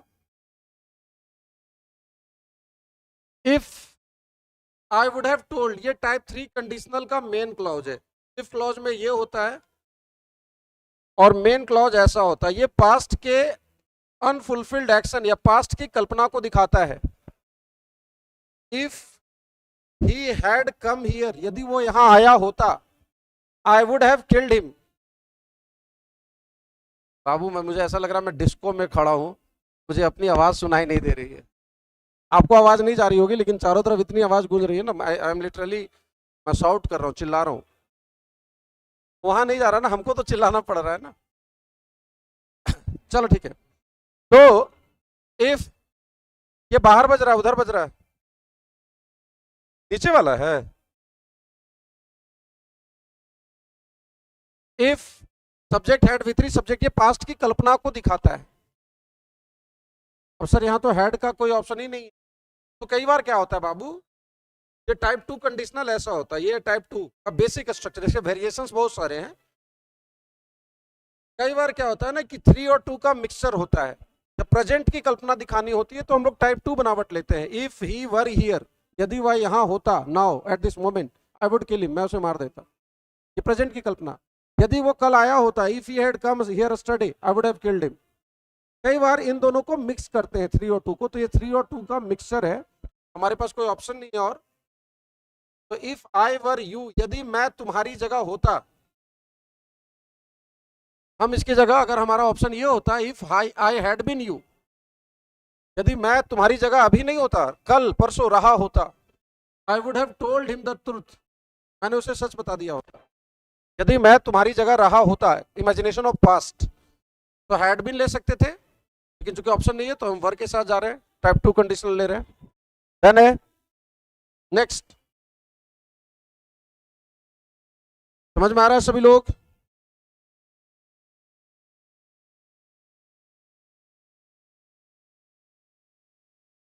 मैथ मार कर जा रहा है प्लीज, क्या चीज लिख रहा है, मैथ मार कर जा रहा है।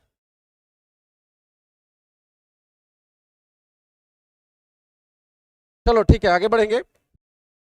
The father divided his property, father ने डिवाइड कर दिया, क्या डिवाइड कर दिया, प्रॉपर्टी, किनके बीच, अमंग हिज सन्स। ताकि, लिस्ट का मतलब होता है ताकि ना, लिस्ट वाले क्लॉज में सो दैट नॉट की जगह आता है क्लॉज ऑफ पर्पस, बांटने का पर्पस बताएगा। ये जो पूरा क्लॉज बनेगा ये पर्पस, ये मेन क्लॉज हो गया, और ये clause of purpose, they should quarrel afterwards, ताकि वो बाद में झगड़े नहीं। आफ्टरवर्ड्स एडवर्ब है, बहुत ही मशहूर एडवर्ब है, वर्ब को क्वालिफाई कर रहा है, ताकि वो लोग बाद में झगड़े नहीं, तो शुड का प्रयोग करेंगे। हालांकि अगर शुड नहीं भी होता तो भी सही होता। लिस्ट वाले क्लॉज में सब्जेक्ट के बाद शुड भी वन या केवल भी वन का प्रयोग किया जा सकता है। डन है क्या? चलो जी,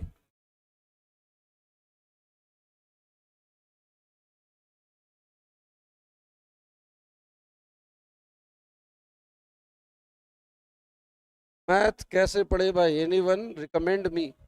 रिकमेंड मी नहीं rebel, anyone guide me please. क्या मुझे कोई गाइड करे? रिकमेंड होता है किसी का सलाह देना, ऑब्जेक्ट देके infinitive, recommend somebody to do something. चलो जी, नेक्स्ट क्वेश्चन नंबर,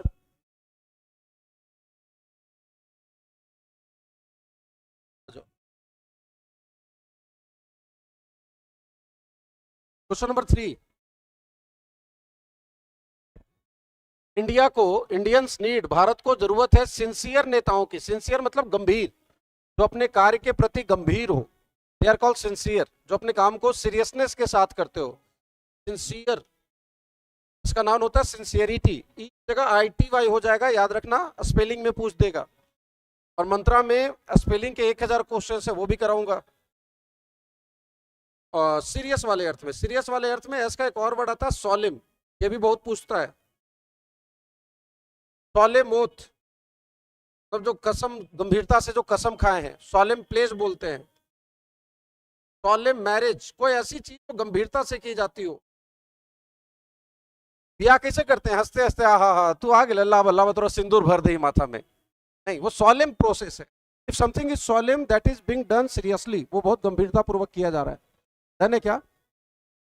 खैर, तो देश को सिंसियर लीडर की जरूरत है, ना कि संदेहास्पद छवि वाले लोगों की। जिनका इंटेग्रिटी मतलब होता है निष्ठा,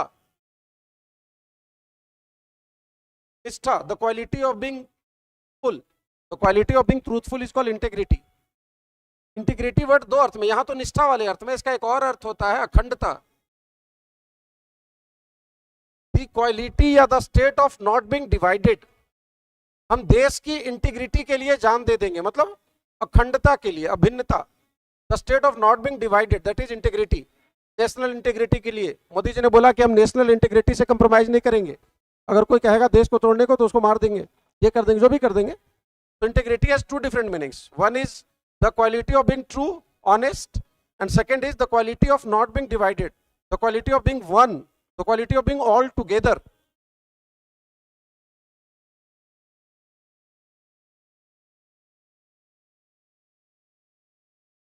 Sir, I want to give you super chat but option could not open. अरे बाप रे बाप, सुपर चैट देगा? पढ़ ले रे बैल, वही बहुत है। हम ना वो क्या क्या कहते हैं, सुपर चैट के लिए क्या आता है? हाँ, हम वो दे देंगे तुमको, क्या QR दे देते हैं ना, QR पे भेज देना। चलो देखो कहाँ थे, हाँ डाउटफुल, आप पढ़ लीजिए, मेरे लिए वही बहुत खुशी। जब बच्चे अच्छा करते हैं ना, मैं बता नहीं सकता कितनी खुशी मिलती है। Not people of doubtful character, जिनकी इंटेग्रिटी, जिनका चरित्र जो है वो झूठा हो, ऐसे लोग नहीं चाहिए। नेक्स्ट, ही केम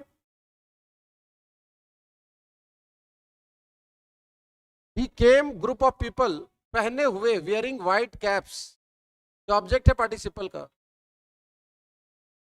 ये वियरिंग जो है एडजेक्टिव है पीपल के लिए। वो आया, वो लोगों के बीच से आया। किन लोगों के बीच से? जो उजला टोपी पहने हुए थे। ये जो वियरिंग व्हाइट कैप्स है, ये B4 से बना एडजेक्टिव फ्रेज है पीपल के लिए। क्या करोगे 4 में? प्यारा क्वेश्चन है, बताओ आप। यही सब क्वेश्चन बनवाने के लिए ये सेशन लाए हैं।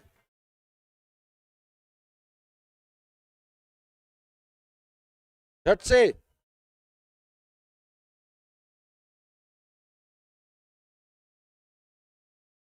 कम थ्रू, कम अक्रॉस, कम अपार्ट, फ्रेजल वर्ब का क्वेश्चन है ये। देखो, कम का कुछ जो बेसिक फ्रेजल वर्ब है वो बता दे रहा हूं अभी, और ये सब इंपॉर्टेंट वाले हैं। मैं जो अभी 2-4 फ्रेजल वर्ब वो दूंगा ना, एकदम जो अटमोस्ट आपको आना चाहिए। जैसे अभी टेक इन बताए थे, the salesman try to take me in, deceive, छलना।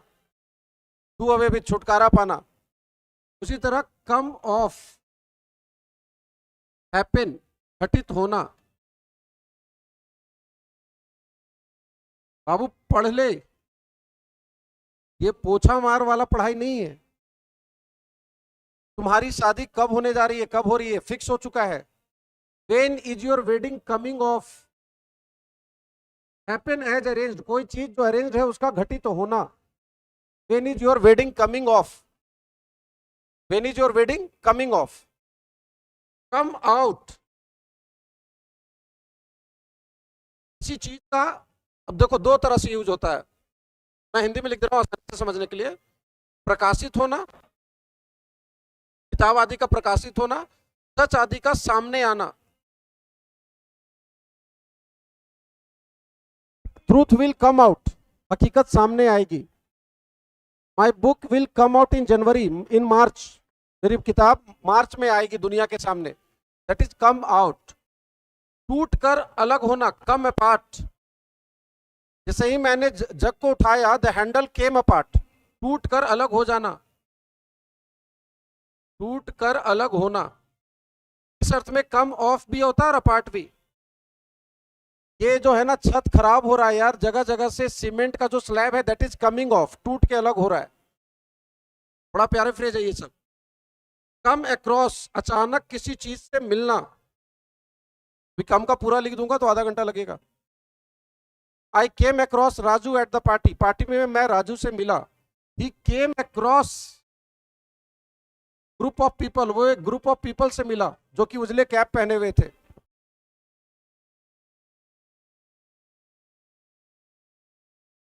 याद था ये सब फ्रेज? कम अपार्ट या कम ऑफ, टूट कर अलग होना। Come off, happen as arranged, when is your shaadi coming off. जो वो सीपीओ वाले हैं, मेंस वाले बाबू लोग, मैं उन्हीं के लिए अब ये कर रहा हूं और कोशिश है कि आपका इस फरवरी में पूरा मैं बुक खत्म कर दूं। तो सेशन में जितना ज्यादा जुड़ेंगे, लाइव रहेंगे, आनंद आएगा। समय निकालूंगा, समय चोरी करूंगा किसी तरह। कम आउट प्रकाशित होना और कम आउट का सामने आना। कम अक्रॉस अचानक किसी चीज से मिलना, सच का सामने आना, किताब का प्रकाशित होना। ये चलो आगे बढ़ते हैं। जिनको नोट्स बनाना होगा वीडियो पॉज करके बना लोगे। द मीटिंग, अब एडजर्न का अर्थ होता है बाबू, एडजर्न का अर्थ होता है स्थगित करना। एडजर्न का अर्थ होता है स्थगित करना, ठीक है। अच्छा, मीटिंग एडजर्न करेगा या meeting was adjourn? We adjourn the meeting, हमने बैठक को स्थगित कर दिया। मीटिंग एडजर्न, अगर एडजर्न लेते भी मीटिंग के साथ एडजर्न वर्ड आता है, लेकिन वो पैसिव में आएगा ना। The meeting was adjourn, the session was adjourn. और यात्रा को थोड़ी देर के लिए स्थगित करना, सजर्न। ये एडजर्न है और ये है सजर्न, यात्रा को रोकना बीच में, यात्रा स्थगित करना। तो यहां होगा नहीं। अच्छा, कंक्लूड का अर्थ होता है निष्कर्ष निकालना। चलो बताओ, अब देखो यही मैं समझा रहा था। अब एंड और कंप्लीट का क्या फर्क होगा, यहां पर कौन सा यूज करेंगे? मीटिंग समाप्त हुई वोट ऑफ थैंक्स के साथ, हिंदी में बोलते हैं धन्यवाद ज्ञापन के साथ।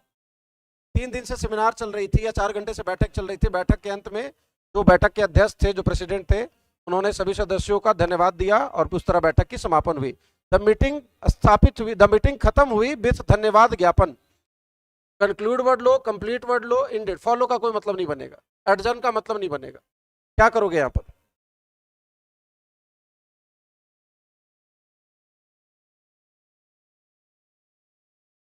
झटपट।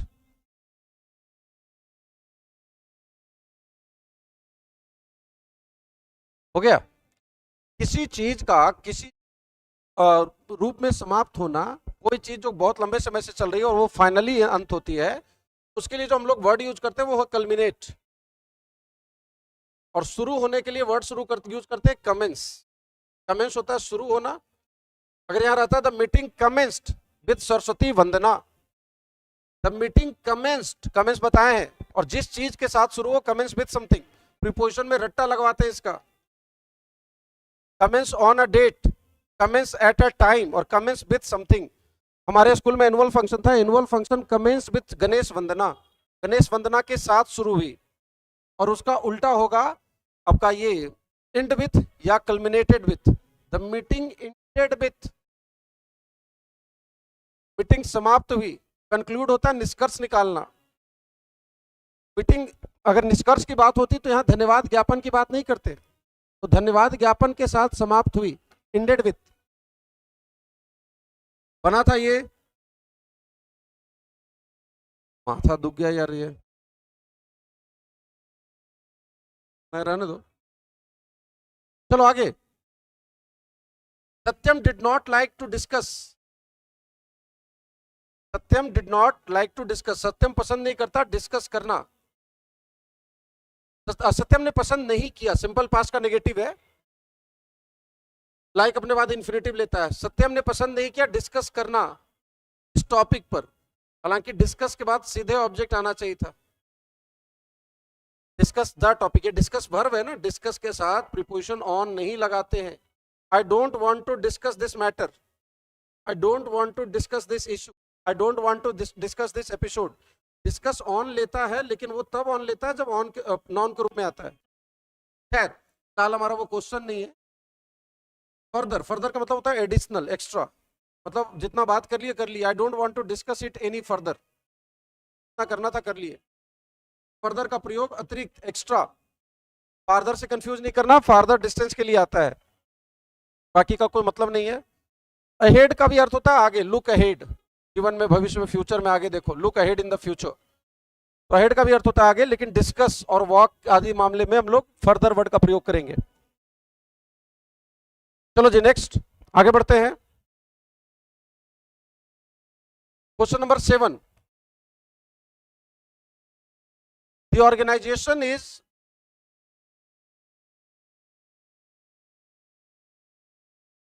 क्या वाला सोनू जी, डीएन जी,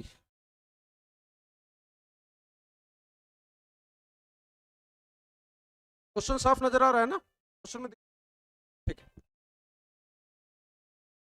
चलो क्या करोगे इस क्वेश्चन में, देखो। The organization is service and not a profit making body. अब 4-5 वर्ड आया हुआ यहाँ। रेंडर, रेंडर का अर्थ होता है सेवा प्रदान करना, जो चीज प्रदान कर रहे हैं समथिंग, और जिनको प्रदान कर रहे हैं टू समबडी। प्रदान करने के लिए इम्पार्ट भी था, इम्पार्ट एजुकेशन टू समबडी, शिक्षा प्रदान करना। डिस्पेंस, कोई चीज किसी को प्रदान करना, जो चीज प्रदान कर रहे हैं समथिंग, और जिनको की जा रही है टू समबडी। तो ये सारे वर्ब ऑब्जेक्ट लेके टू लेते हैं, उसी का V3 वहां देख सब ऑप्शन में आया हुआ है। क्या करोगे ऑप्शन में यहां? इंक्लाइन का मतलब होता है किसी तरफ झुकाव होना, इंक्लाइन टू समथिंग, किसी तरफ झुकाव होना। वो कम एज में ही स्टार्टेड इंक्लाइनिंग टू पॉलिटिक्स, रुझान होना, किसी तरफ झुकने लगना। रुझान समझते हैं ना, प्रवृत्ति का, स्वभाव का किसी तरफ जाना। ही स्टार्टेड, उसने शुरू कर दिया, इंक्लाइनिंग टू पॉलिटिक्स, तो उस तरह का वर्ड है। लीन, किसी विचारधारा की तरफ झुकाव होना, लीन टू समथिंग। बाबू ये जो वर्ड है, this organization is service oriented, मतलब ये जो संगठन है ये सर्विस ओरिएंटेड है। Service oriented is a phrase, मतलब इसका जो ओरिएंटेशन है, इसका जो चरित्र या नेचर है वो सेवा वाला है, ना कि ये प्रॉफिट मेकिंग बॉडी है। प्रॉफिट मेकिंग बॉडी मतलब लाभ कमाने वाली संस्था। कोई कंपनी है वो प्रॉफिट मेकिंग है ना। जैसे हमारी इंस्टीट्यूशन जो है वो सर्विस ओरिएंटेड है, सेवा प्रदान कर रहे हैं हम लोग। We are not a profit making body है। तुम लोग को लगता होगा रे बैल, लेकिन तुम लोग चंदा दे रहे हो ना। तो अगर कोई ऑर्गेनाइजेशन सर्विस ओरिएंटेड है, मतलब उसका जो स्ट्रक्चर वो इस तरह से बना हुआ है कि उसका काम लाभ कमाना नहीं बल्कि सेवा प्रदान करना है। सर्विस रेंडर्ड नहीं, service oriented is the phrase.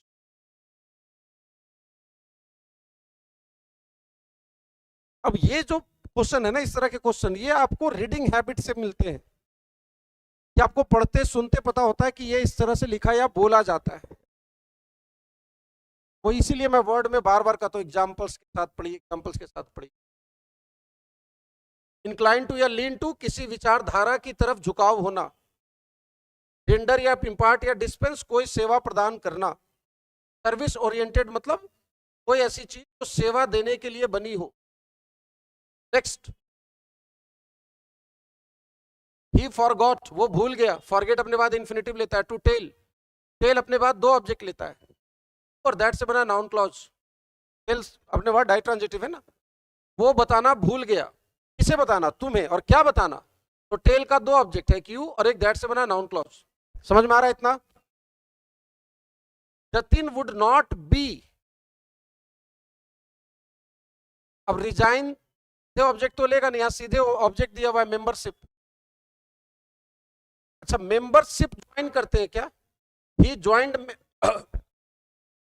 He joined membership, आप किसी क्लब को ज्वाइन करेंगे, he join the club, he join the committee, he join the gym, membership नहीं लेते। हाँ, अगर यहाँ टुक वर्ड रहता, ही टुक मेंबरशिप, ही टुक मेंबरशिप, उसने सदस्यता लिया, ही टुक मेंबरशिप, उसने सदस्यता ज्वाइन नहीं किया, उसने कंपनी ज्वाइन किया, उसने संगठन ज्वाइन किया, उसने पार्टी ज्वाइन किया। He joined the party, he joined the company, he joined the gym, he joined membership नहीं बोलेंगे कि उसने सदस्यता ज्वाइन किया। सदस्यता ज्वाइन नहीं किया जाता, सदस्यता लिया जाता है, ज्वाइन करते हैं कंपनी को, संगठन को। तो यहां पर क्या था, ज्वाइन वर्ड का तो होगा नहीं, उसने सदस्यता नामांकित किया नहीं, सदस्यता को नामांकित नहीं करते, नॉमिनेट मतलब नामांकन करना। सदस्यता से इस्तीफा देंगे तो रिजाइन फ्रॉम होगा। Jatin forgot to tell you that Jatin would not be joining membership of the club।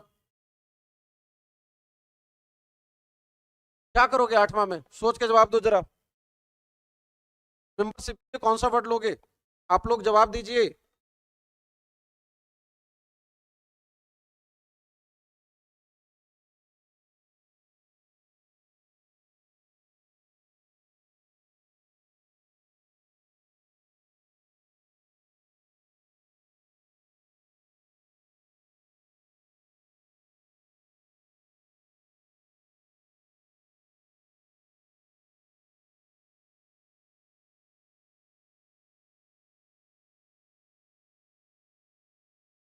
Seat का सी भोला बाबू कह रहे हैं।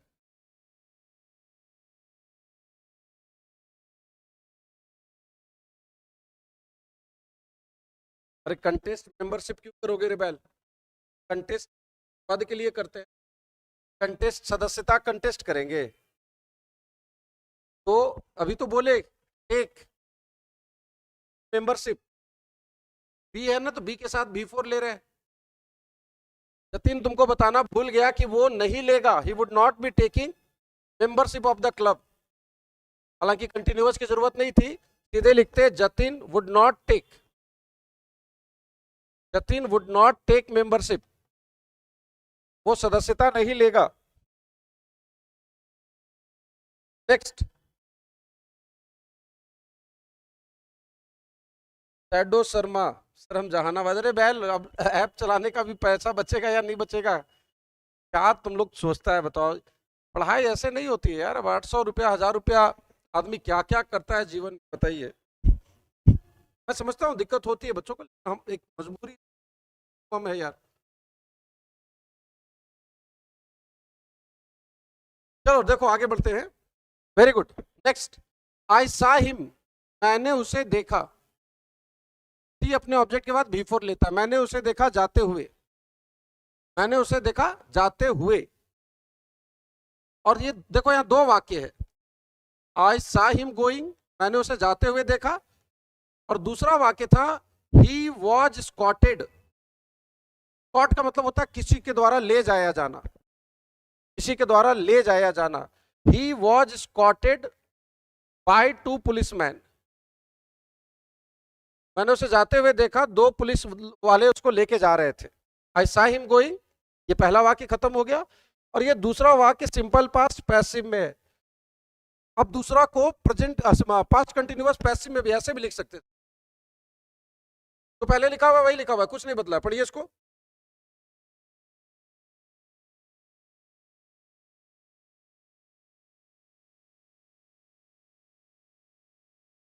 पढ़ के देखो, दोनों वाक्य सेम है। मैंने उसे देखा जाते हुए, उसे स्कॉट किया जा रहा था, दो पुलिस वाले उसको लेके जा रहे थे। वो ले जा रहा था या उसे ले जाया जा रहा था ना। अब किया क्या गया है कि यहां से सब्जेक्ट और फाइनाइट वर्ब को हटाकर ये अब एक पैसिव पार्टिसिपल है। अब बीइंग को रखोगे तो प्रेजेंट पार्टिसिपल पैसिव, और केवल V3 को लिखोगे तो पास्ट पार्टिसिपल पैसिव। मैंने उसे देखा जाते हुए और उसे स्कॉट किया जा रहा था दो पुलिस वालों के द्वारा। थोड़ा सा ऑकवर्ड स्ट्रक्चर है बट सही है ग्रामेटिकली। ये हिम को रेफर कर रहा है। आई सा हिम गोइंग, मैंने उसे जाते हुए देखा, स्कॉटेड बाय टू पुलिसमैन। ये V3 से बना हुआ एक पूरा एडजेक्टिव फ्रेज है, हिम को रेफर करेगा। मैंने उसे देखा जाते हुए दो पुलिस के द्वारा स्कॉट किया जा रहा था उसे। ये पास्ट पार्टिसिपल है, पैसिव है, तो बाय लगेगा। Next, entitled to, employees are entitled to. Entitled का मतलब होता है अधिकृत। If you are entitled to something, आपको वो चीज पाने का अधिकार है। ये 4 दिन पहले वो प्रीपोजिशन वाले बैच में इस वर्ड को समझाए हैं। when you retire you will be entitled to pension. if you are entitled to something, preposition to याद रखना इसका, अधिकृत। you are entitled to something, आपको वो चीज मिलना चाहिए, you have the right to get that thing। Noun होता है entitlement, और एक होता है sense of entitlement। ये बड़ा मशहूर फ्रेज है, कुछ देगा खाली स्थान सेंस को हटाकर। सेंस ऑफ इंटाइटलमेंट का मतलब क्या होता है ना, कि हम बहुत अमीर घर में बाबा क्या पैदा हुए, तो हमको लगता है सब चीज मेरा है ना, रोड पे अधिकार मेरा है, बाजार पे अधिकार मेरा है। क्योंकि पावर वाले घर में पैदा हुए तो हमको लगता है मेरे पास विशेषाधिकार है। तो that is called sense of entitlement. तो बड़े बड़े घर के जो लॉन्डे होते हैं, उनके अंदर सेंस ऑफ इंटाइटलमेंट होता है। उनको लगता है वो जो चाहेंगे करेंगे, उनको अधिकार वाला एक भाव रहता है मन में। बड़े बाप दादा बड़ा आदमी था, परदादा बड़ा आदमी था, बाप बड़ा आदमी है, तो they have a sense of entitlement. खैर, उसी का एडजेक्टिव है इंटाइटल्ड। तो the employees are entitled, employees अधिकृत हैं टू। डिविडेंड का मतलब होता है लाभ। तो कंपनी का एनुअल सरप्लस होगा, सरप्लस मतलब जितनी जरूरत है उससे ऊपर, that is called surplus. Company का टारगेट है साल का 150 कमाने का। कंपनी कमा ली 165 रुपया, 15 रुपया सरप्लस हो गया। टारगेट 150 ही था, 165। 165 कैसे कमा लिए? मैनेजर खुद कमा लिया, कंपनी ने काम किया ना, लोगों ने काम किया, कर्मचारियों ने काम किया। वो जो सरप्लस 15 रुपया हुआ वो बांटा जाएगा कर्मचारियों में, कंपनी के शेयर होल्डर्स में और जो उसके एम्प्लॉयज है उसमें। तो कंपनी के जो कर्मचारी हैं वो अधिकृत हैं पाने के लिए रिसीव डिविडेंड। डिविडेंड मतलब लाभ। तो 15 रुपया बट के मिल देगा ना, वो उसको पैसा मिलता है, दैट इज कॉल्ड डिविडेंड, लाभ from the annual surplus. Deduct का अर्थ होता है माइनस करना। बना था? हाँ जी ऋषि, बहुत अच्छा। नेक्स्ट, डिडक्ट होता है माइनस करना। कर्मचारी ने एडवांस पैसा लिया है, सैलरी में से डिडक्ट होगा। डिडक्ट और डिड्यूस, ये दो वर्ड का फर्क भी आता है, वो ध्यान रखना। घर पे जाके रिसर्च करो क्या फर्क होता है, दोनों का नाउन कैसे बनता है। दोनों का नाउन सेम ही बनता है, deduction. Deduction has 2 different meaning. Deduct से बनता है और एक उम्र क्या आपका। Next, as he could not execute मतलब होता है किसी काम को अमल में लाना। जैसे हम लोग प्लान बनाते हैं, उसको एग्जीक्यूट करना पड़ेगा, और एग्जीक्यूट करने वाले को एग्जीक्यूटिव बोलते हैं, जैसे सेल्स एग्जीक्यूटिव बोलते हैं ना, उस तरह से। एग्जीक्यूट करने का दूसरा अर्थ होता है किसी को फांसी देना, और जो जल्लाद होता है उसको एग्जीक्यूशनर बोलते हैं। वर्ड बैच कर ले रे बैल, मैं यहाँ कितना बताऊं वो। As he could not execute the work properly, he had no other option, उसके पास कोई दूसरा विकल्प नहीं था। अब देखो, आई वॉन्ट नथिंग, देखो I had no option, simple past tense है, मेरे पास कोई ऑप्शन नहीं था बट टू किल हिम, सिवाय उसे मारने के। उसको सीक्रेट पता चल गया था तो उसे मारना पड़ा। ये बट के सिवाय एक्सेप्ट वाले अर्थ में आता है। आमतौर पे प्रीपोजिशन जेरंड लेते हैं, लेकिन ये प्रीपोजिशन बट, एक्सेप्ट और अबाउट अपने बाद इन्फिनेटिव लेता है। पढ़े हैं, कई बार पढ़ते हो, पूरे कोर्स में कम से कम 5-10 बार तो जरूर पढ़ते हो। उसके पास कोई ऑप्शन नहीं था सिवाय मारने के। तो कोई ऑप्शन नहीं था या एक ऑप्शन था? एक ऑप्शन था, कौन वाला? मारने का। अब मेरा दिमाग पिघला जाएगा, झन्ना रहा है दिमाग, इतना शोर हो रहा है ना चारों तरफ। जब आप बोलते हो ही हैड नो ऑप्शन, तो इसका अर्थ होगा उसके पास कोई ऑप्शन ही नहीं था सिवाय मारने के। तो फिर तो एक ऑप्शन था मारने वाला, तो फिर क्यों बोले ही हैड नो ऑप्शन? तो नो ऑप्शन में से मारने वाले ऑप्शन को माइनस करेंगे। तो कई लोग इसको ऐसे बोलेगा कि मेरे पास कोई ऑप्शन था ऐसा नहीं, कोई ऑप्शन नहीं था ऐसा नहीं, मेरे पास कोई और ऑप्शन नहीं था, मेरे पास कोई अन्य विकल्प नहीं था। यहां लिखा हुआ मेरे पास कोई विकल्प नहीं था, अब है मेरे पास कोई अन्य विकल्प नहीं था, वाई। अब अदर के साथ सिवाय वाले अर्थ में बट नहीं होता, देन होता है। और देन के बाद हालांकि वहां दे दिया इन्फिनिटिव, लेकिन होना चाहिए था जेरन, देन किलिंग हिम। ये दोनों एक ही चीज लिखा हुआ है। ये 4-5 दिन पहले दोपहर में 3 घंटे का वर्ब का सेशन ले रहे हैं ना, उसमें एक क्लास पूरा लगा है इसमें, इतना लंबा सेक्शन है ये। अगर इसको आप पूरे विस्तार में पढ़ेंगे तो I had no other option, other के साथ देन, अदर के साथ, रैदर के साथ, मोर के साथ देन का प्रयोग होता है। और यहाँ अब इन्फिनिटिव नहीं होना चाहिए था, लिविंग होना चाहिए था। खैर, तो ऑप्शन हमारा देन होगा, बट नहीं लेना, अदर के साथ बट नहीं लगाते। चलो जी नेक्स्ट। अगर ये अदर नहीं होता तो ये बट सही था। फिर द गवर्नमेंट एम्स, अब एम जो भर्व है बच्चा, एम भर्व जो है किसी चीज पे निशाना साधना। एम जो है अपने बाद प्रीपोजिशन एट लेकर ऑब्जेक्ट लेगा, जैसे laugh at, jeer at, jibe at, smile at, gaze at, gawp at, है ना, holler at, shout at, yell at, grumble at, seethe at, fume at, गुस्सा करना, ये बहुत सारे वर्ड है एट वाले, प्रीपोजिशन की लिस्ट।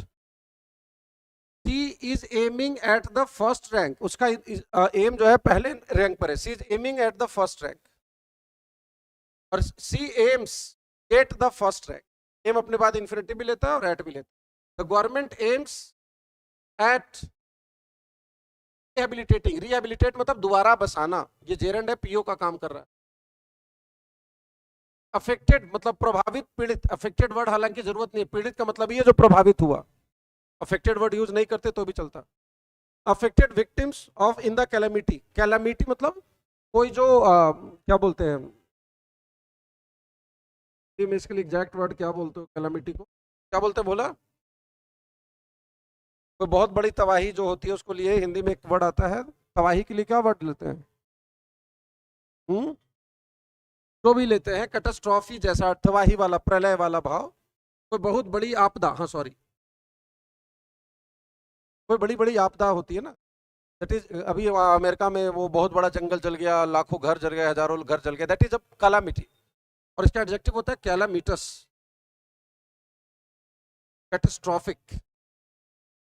हाँ, कैलामिटस फ्लड, कैलामिटस फायर,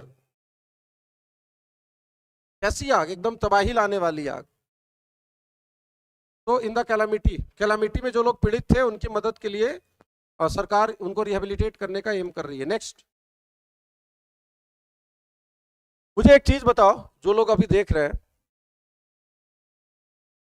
हाँ जी, आप the very good Nilesh, solution जैसे दे रहे हैं वैसे दें या इसको और शॉर्ट कर दें या और डिटेल कर दें, जैसा बोलोगे वैसा मैं लेके चलूंगा, क्योंकि बाबू लर्निंग की कोई सीमा नहीं है, नॉलेज की कोई सीमा नहीं होती, पढ़ने की कोई सीमा नहीं होती।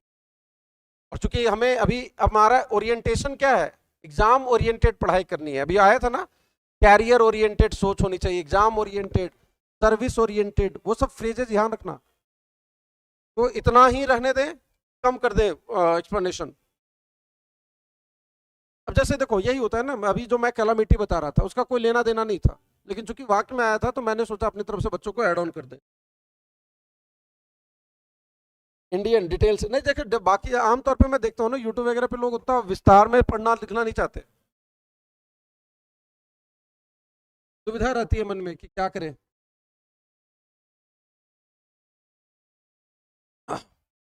डिटेल में ठीक रहेगा सर जी। जैसे ये जो क्वेश्चन आया था अभी वाला, यही या जितने भी क्वेश्चन आ रहे हो आप देखते ही होंगे ना। अब ये एम एट लेता है बाबू बढ़ के, 1 सेकंड का काम था, एम इन्फिनिटी भी लेता है, ये भी समझाया आपको। दोनों का एग्जाम्पल मैंने बोला, she is aiming at the first rank, she aims to get the first rank. फिर मैंने कैलामिटी वर्ड का एडजेक्टिव बताया आपको, तो टाइम लगेगा। रिहेबिलिटेट वर्ड का मतलब पुनर्वास करना, किसी को स्थापित करना, नाउन बनाते रिहेबिलिटेशन। तो कल को वर्ड में ये आ जाए तो मेरा बच्चा इसको कर जाए, अगर क्लास में मिस हो गया हो तब भी, वो तभी होगा जब आप नोट्स बनाओगे, वरना फिर तो इतना देर में हम यार 5 एक्सरसाइज खत्म कर चुके हो। दी अनएम्प्लॉयमेंट प्रॉब्लम क्या कहता है? सिर्फ आंसर करने में मजा नहीं आएगा सर, पीछे वाला भी रिवाइज हो जाए, डिटेल्स। चलिए जी आगे बढ़ रहे हैं, और सारे लोग इसका पहले वो कर लेना एक बार, फोटो कॉपी, ये बुक की ना बहुत आवश्यक है, बस कॉपी होनी जरूरी, कॉपी होनी बस जरूरी। बहुत शानदार किताब है, एक बार ऐसे बनाइए और एग्जाम के टाइम एक बार तेजी से रिवीज कर जाना सारे क्वेश्चन, 2 दिन लगेगा पूरा क्वेश्चन पर पलट देना, इतने सारे दिमाग में आ जाएंगे। ए मैट आता है, कैलामिटिक एडजेक्टिव कैलामिटस होता है, गो ऑफ बंदूक चलना होता है, कम आउट किताब का छपना। अगर नोट्स बनाओगे तब एक्सरसाइज वाइज, एक्सरसाइज 2 में ये 5 नए पॉइंट्स आए थे, 5 नए फ्रेज आए थे। एक्सरसाइज 3 अब शुरू होगा तो ये 10 नए नए पॉइंट्स। ये 14 में हम फंसे थे, 14 में ये वर्ड मेरा फंसा था, स्केल का मतलब नहीं पता। इस किताब में देखोगे ना तो नीचे में मैंने जगह छोड़ा हुआ, जैसे यहाँ कैसे जगह छोड़े, तरह किताब में नीचे जगह छोड़ी हुई है नोट्स बनाने के लिए। पेज नंबर क्वेश्चन नंबर 14 में लफड़ा है तो यहाँ पर एक लाइन का नोट्स लिख लिया, ताकि वही चीजें बाद में काम आएंगी। थोड़ा सिस्टमैटिक, थोड़ा स्ट्रेटेजिक तरीके से काम करना है। चलो देखो,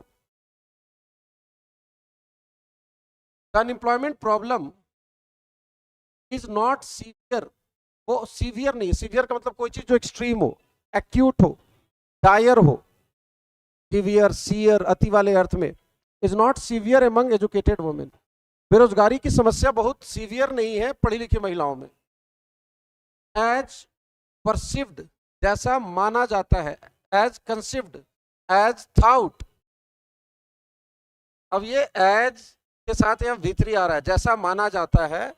महिलाओं में बेरोजगारी, पढ़ी लिखी महिलाओं में, एजुकेटेड वुमेन में वो वाली समस्या बहुत सीवियर नहीं है। और कोई समस्या अगर बहुत सीवियर है तो उसके लिए कौन सा एडजेक्टिव लेंगे? कि बेरोजगारी एकदम पूरी तरह हर तरफ फैली हुई है, उसके लिए वर्ड क्या लोगे? रैम्पेंट या राइल।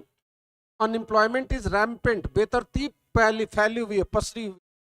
अगर कोई चीज रैम्पेंट है मतलब बहुत व्यापक है और बहुत तेजी से फैल रही है, नेगेटिव वर्ड है ये। इसी तरह का एक वर्ड आता है राइल भी आता है।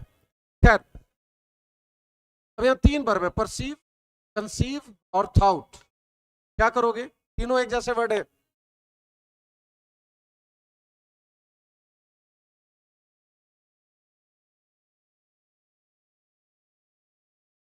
क्या करेगा?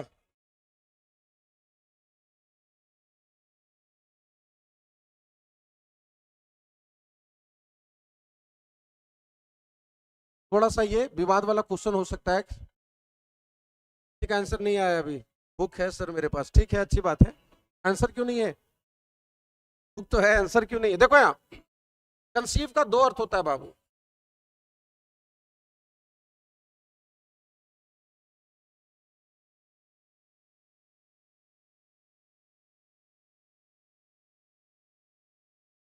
कंसीव का एक अर्थ होता है गर्भ धारण करना, गर्भ में बच्चा धारण करना। शी कंसीव्ड इन दिसंबर, वो दिसंबर में कंसीव कर गई, मतलब पेट में बच्चा ठहर गया, जिसको हम लोग बोलते हैं बच्चा ठहर जाना, दैट इज कंसीव करना। इलाज के बाद डॉक्टर ने बोला कि अब Geeta you can not conceive, तुम कंसीव नहीं कर सकती, मतलब तुम्हारे बच्चा नहीं हो सकता, you can not conceive, can not conceive. Conceive का एक अर्थ होता है गेट प्रेग्नेंट, है ना, कंसीव अ बेबी। अब विदाउट ऑब्जेक्ट भी यूज कर सकते हैं। और कंसीव का किसी को किसी रूप में सोचना, को किसी रूप में सोचना, जैसे पीपल, लोग, ऑफन कंसीव। अब यहां कंसीव सोचना वाले अर्थ में, इमेजिन वाले अर्थ में। God as male, people often conceive God as male. उनको लगता है ना कि जो परम पिता होगा, जो सबसे बड़ा देवता या ईश्वर होगा, जो एक है, जो सबका हीरो है, वो कोई मेल होगा, होगी नहीं। तो people conceive, think, imagine God as male, वो उनको मेल के रूप में सोचना वाले अर्थ में के बारे में राय बनाना वाले अर्थ में कंसीव वर्ड का वर्ल्ड, अगर कोई चीज कंसीवेबल है मतलब जो माथा में इमेजिन किया जा सके। ब्रह्मांड इतनी बड़ी है, इसमें इतने सारे ग्रह नक्षत्र तारे हैं, इतनी सारी गैलेक्सीज है कि हम वो कंसीव ही नहीं कर सकते, वो इनकंसीवेबल है। अगर कोई चीज इनकंसीवेबल है मतलब आप उसको माथा में कंसीव नहीं कर पाएंगे, कल्पना भी नहीं कर पाएंगे, अनइमेजिनेबल है। परसीव का अर्थ होता है महसूस करना और थॉट का अर्थ होता है सोचना। के बारे में राय बनाकर सोचना वाले अर्थ में बेहतर वर्ड होगा तो the unemployment problem as conceive.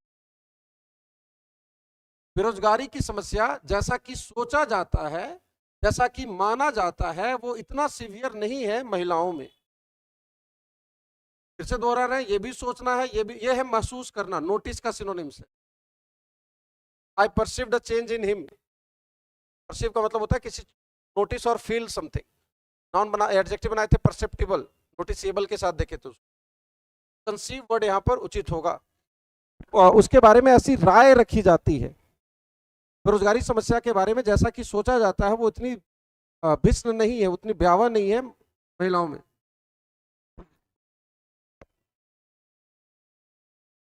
ये सब क्वेश्चंस ना बाबू, ये रीडिंग की जिनको आदत होगी या जो एग्जाम्पल से वर्ड पढ़ते हैं वही बना पाएंगे। टेढ़ा क्वेश्चन है ये सारे। तो conceive a problem, think a problem नहीं, कंसीव अ प्रॉब्लम, किसी प्रॉब्लम के बारे में किसी तरह से सोचना, उसके बारे में कोई राय रखना, that is called conceive a thought in your mind. Next,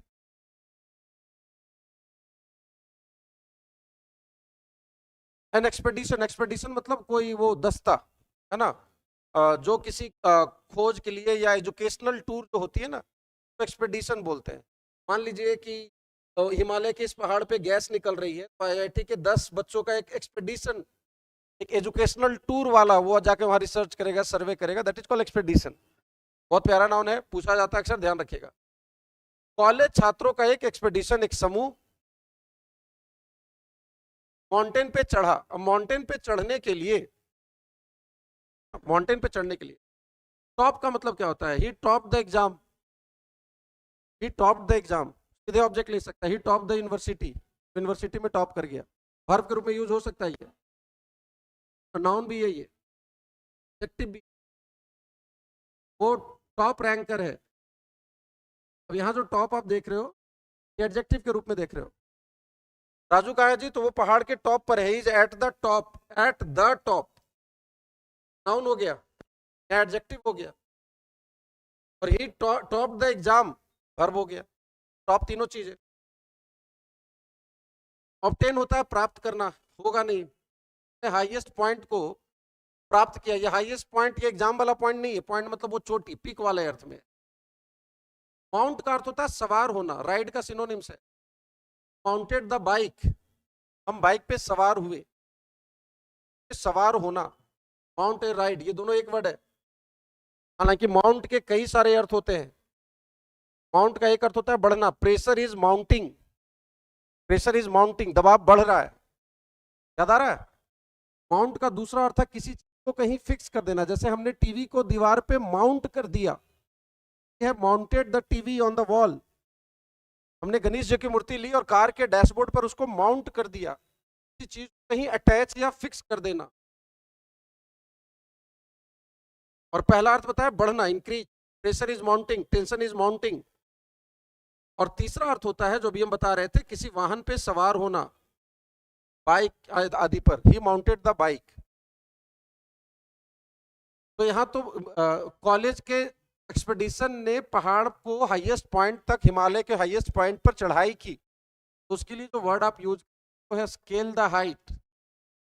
अब स्केल वर्ड को यही ना, यही काम मैं वर्ड बैच में करता हूँ। बाबू इसको ऐसे ऐसे देखो, तो बच्चों को लगता है सर बहुत ज्यादा करा रहे हैं। मैंने ये क्वेश्चंस देखे हुए हैं। मैं SSC के लिए या CPO के लिए या NDA के लिए या कैट के लिए नहीं पढ़ा रहा, मैं इंग्लिश पढ़ाता हूँ।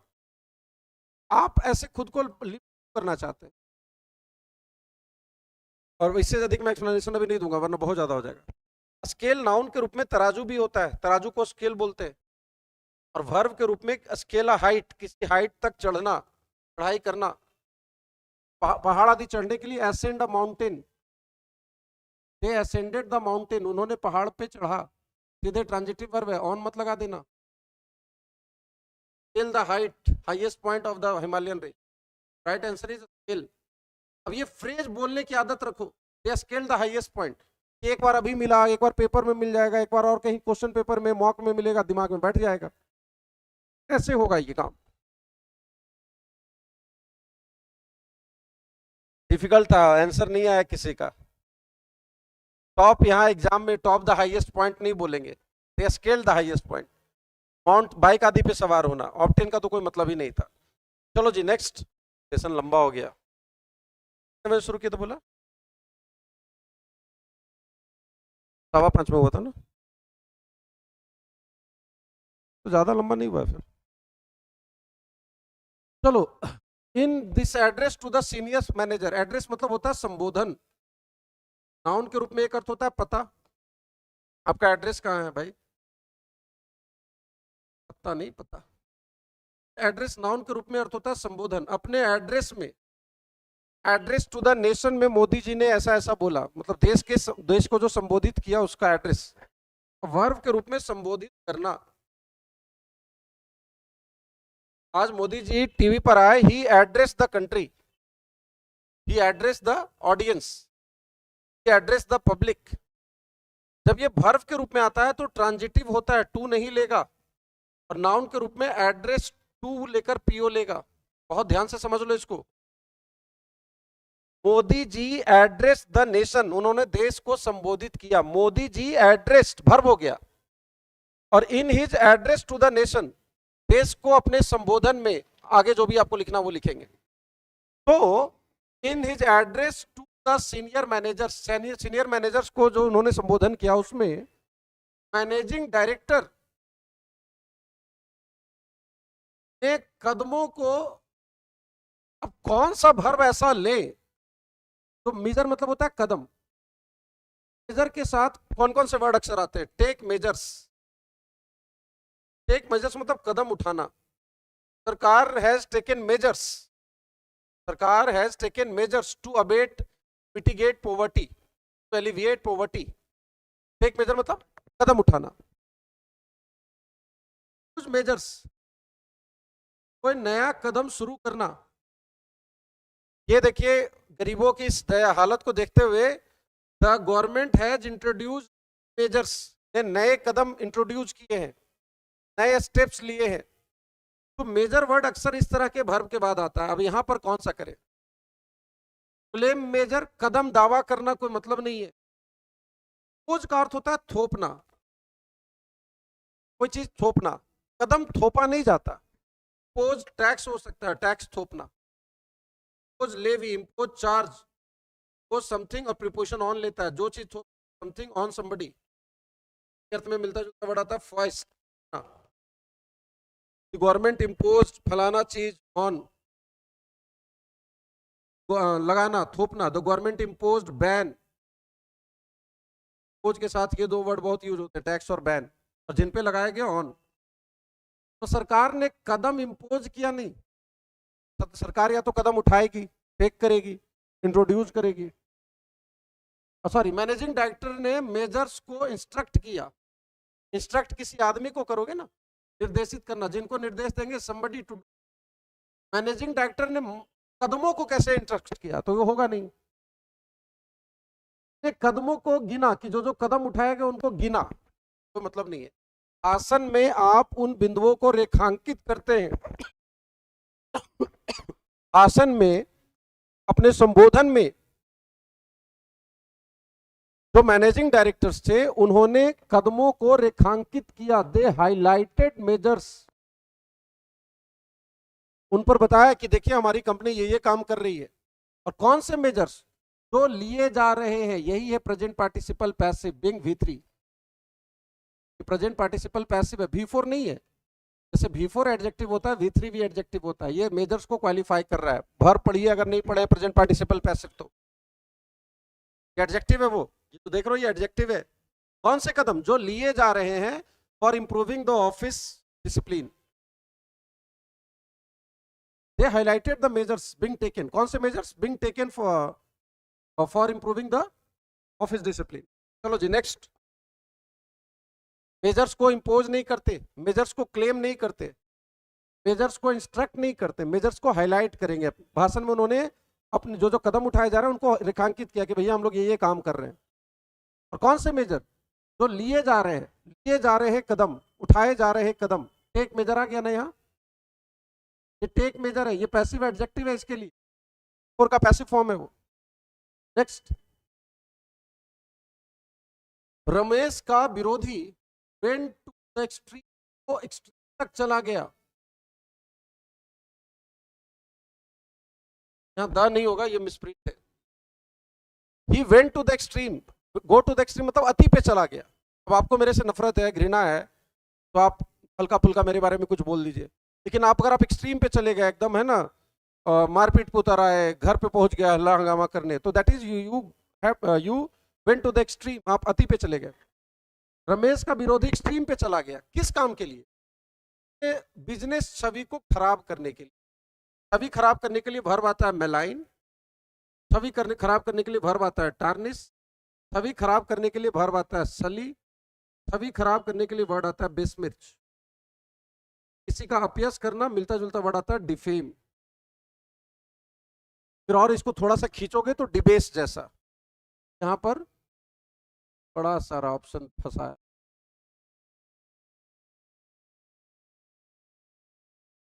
सॉइल का भी अर्थ होता है किसी चीज को गंदा करना.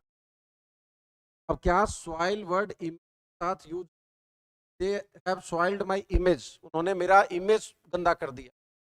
सॉइल होता है ना, जूता पहन के आप घर में आ जाते हैं तो आप नाउन के रूप में तो मिट्टी, और वर्ब के रूप में गंदा करना, मिट्टी फैला देना. वो जूता बाहर खोल के आओ, otherwise you will soil the floor, will soil the room. तो वो वाला गंदा करना, मिट्टी फैलाने वाले अर्थ में. इमेज खराब करने के लिए तो परफेक्ट वर्ड है वो है मेलाइन.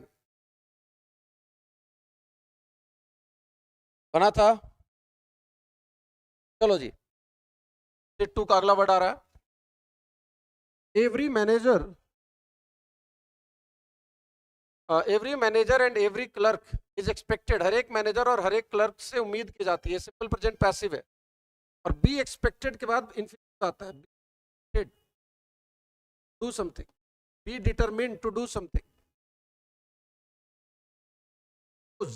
पैसिव स्ट्रक्चर अक्सर अपने बाद टू भी बन लेते हैं. You are suppose to help him, उम्मीद की जाती है मदद करो. You are suppose to work hard. माँ बाप इतने गरीबी से पढ़ा रहे हैं तुम लोग rebel. You are suppose to work hard मतलब इट इज योर ड्यूटी कि आप मेहनत करें. You are expected to work hard.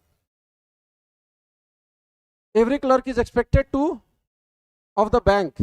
हर एक क्लर्क और मैनेजर से उम्मीद की जाती है कि वो बैंक के हित, इंटरेस्ट का मतलब यहाँ लाभ नहीं, हित, फायदा, भलाई, तो बैंक के हितों का बचाव करे, बैंक के हितों की रक्षा करे. कोई भी ऐसा काम ना करे जिससे बैंक को नुकसान हो, और अगर कोई ऐसा कुछ कर रहा है तो उसको रोके. ओबे मतलब होता है पालन करना. इंक्रीज मतलब होता है बढ़ाना. वर्क का मतलब होता है काम करना. अब ये वर्क वर्ड का क्या मतलब है? To work the interest, bank के हितों का काम करे. हर एक से उम्मीद की जाती है कि वो बैंक के हितों को बचाएगा. अब दो वर्ड आया, प्रोटेक्ट और डिफेंड, दोनों होता है बचाने के अर्थ. क्या करोगे? आंसर आ गया सोनू का डिफेंड. बाकी लोग का आंसर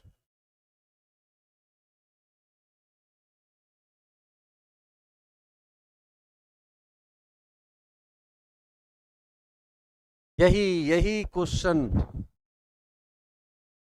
प्रोटेक्ट भी बचाना है, डिफेंड भी बचाना है. क्या करोगे? हो गया. देखो अब इसी में कॉलोकेशन होता है कि डिफेंड कहाँ यूज करते हैं, इंटरेस्ट के साथ कौन सा वर्ड यूज होगा. हितों की बचाव करने के लिए प्रोटेक्ट द इंटरेस्ट होता है, प्रोटेक्ट द नेशनल. भारत का कुछ नुकसान हो रहा है, अमेरिका कोई कदम उठा रहा है, ट्रंप अब उड़ा गया है, तो जयशंकर ने बोला we will do everything, we do everything in our power, हमारे पावर में जो कुछ भी है हम लोग हर कुछ करेंगे to protect the national interest, to protect the national interest, राष्ट्रीय हितों की बचाव के लिए. तो इंटरेस्ट के साथ प्रोटेक्ट वर्ड का प्रयोग करना चाहिए था. डिफेंड वर्ड, जैसे डिफेंड समबडी, व्यक्ति को बचाना, खासतौर पे आरोप आदि से, आई विल डिफेंड यू, है ना, कोई हमला हो रहा उससे बचाना, डिफेंड अ कंट्री,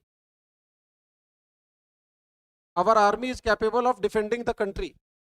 इंटरेस्ट के साथ डिफेंड वर्ड सुटेबल नहीं होगा, जहां तक इन दोनों के कंपैरिजन की बात हो तो प्रोटेक्ट वर्ड को प्रेफर किया जाएगा।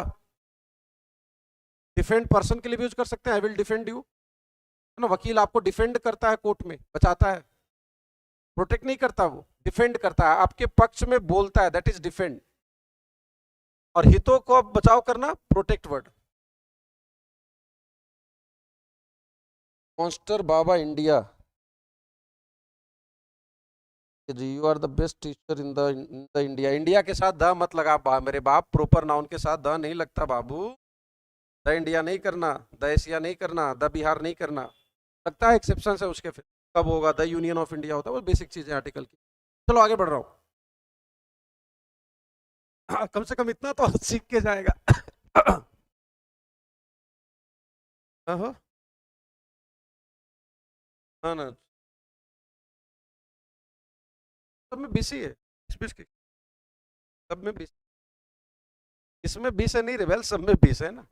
चलो, had I known about the agenda, अगर हमें एजेंडा मालूम, एजेंडा मतलब बैठक में जिन चीजों पर चर्चा होती है, that is called agenda.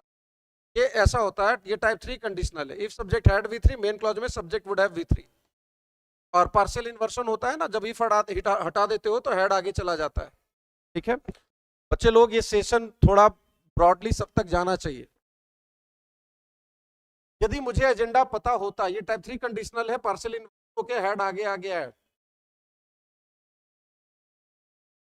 I would have attended the meeting, मैंने बैठक को अटेंड किया होता, अटेंड द मीटिंग, हाँ, आई would have attended the meeting. हो गया, चलिए आगे बढ़ेंगे।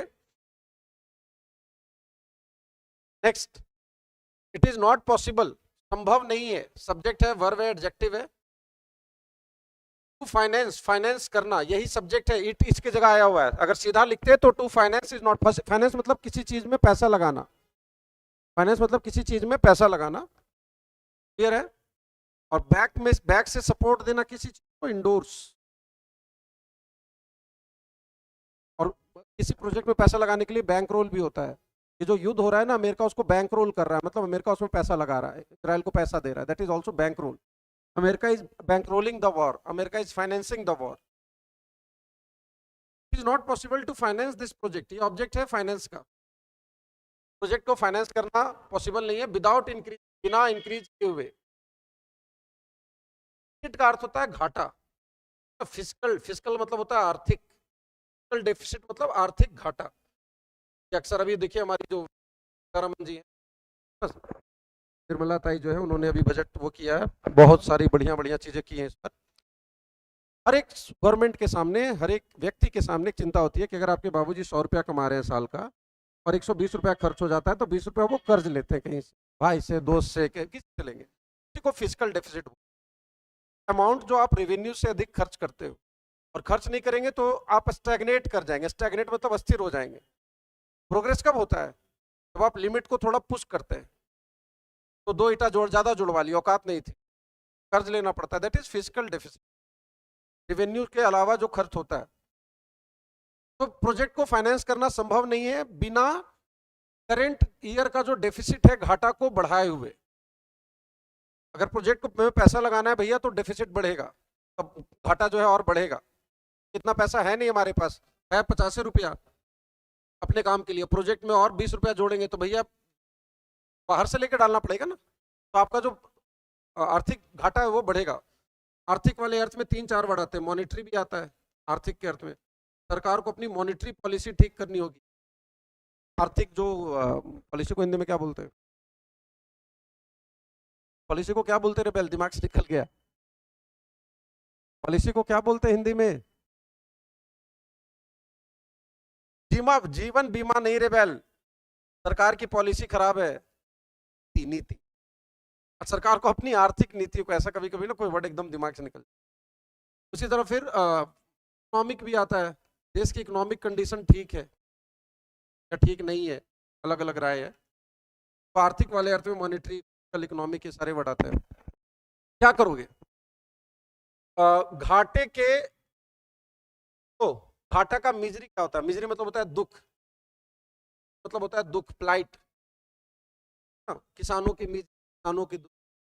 घाटे के स्ट्रेच को बढ़ाए बिना, घाटे के प्रॉफिट, प्रॉफिट ऑफ डेफिसिट क्या मतलब है? अब लेंथ ऑफ डेफिसिट या मैग्नीट्यूड, मैग्नीट्यूड है किसी का जो आयाम है ना। आप इस घटने का मैग्नीट्यूड नहीं समझ रहे, मतलब ये कितना व्यापक है, व्यापक होने का गुण। तो डेफिसिट की मैग्नीट्यूड को, उसकी इंटेंसिटी को बढ़ाए बिना इस प्रोजेक्ट को फाइनेंस करना संभव नहीं है।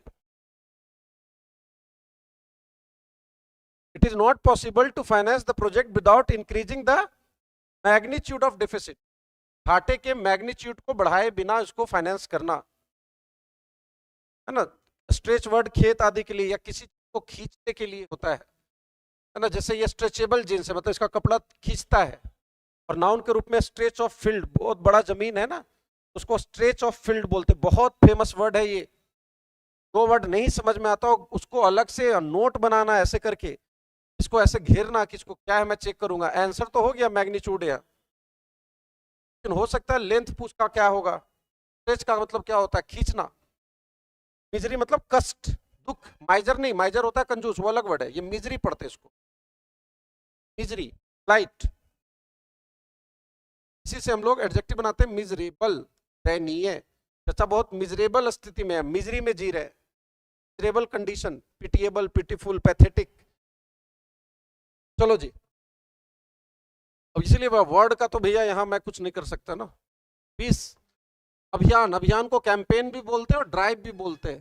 सरकार एक क्लीनलीनेस, स्वच्छता का कैंपेन चला रही है या ड्राइव चला रही है, अभियान।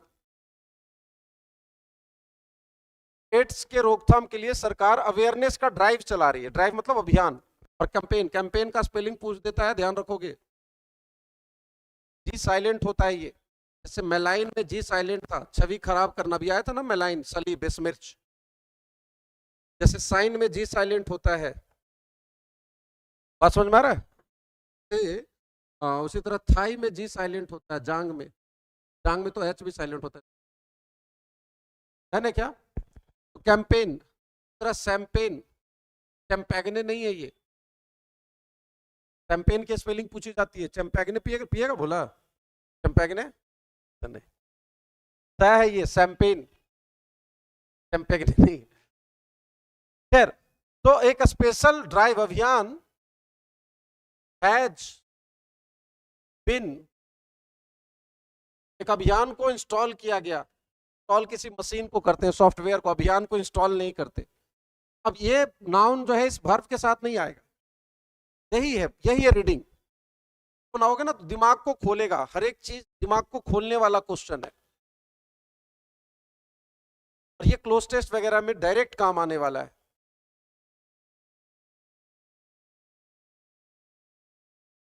चलो, और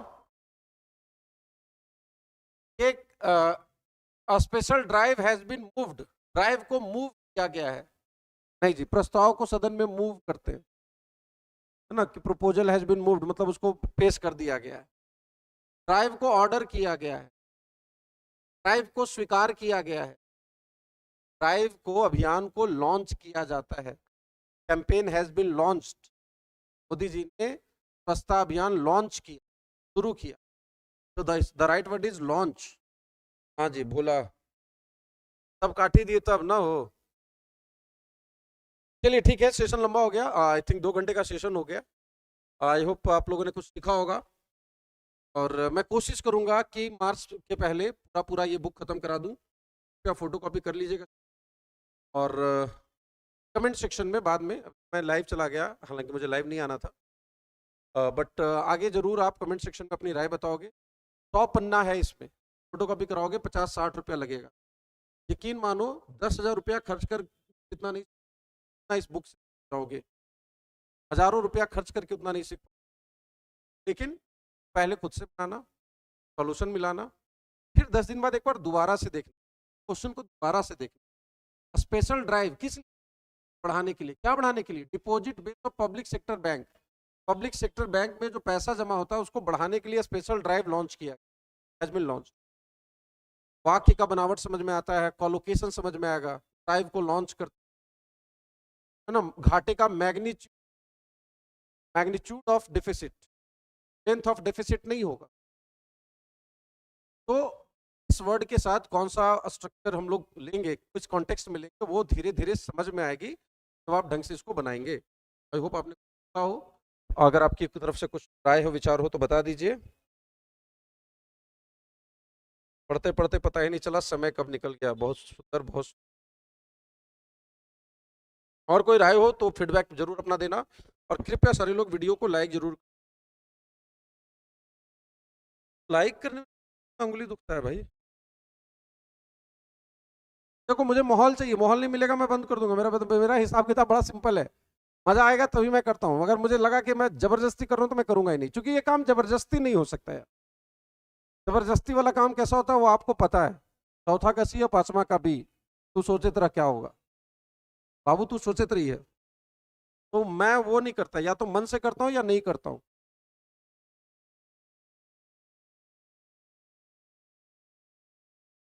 चलिए जी, सभी लोग को शुभ रात्रि, गुड नाइट। सबको बसंत पंचमी की ढेर सारी शुभकामनाएं। मस्त रहिए, व्यस्त रहिए।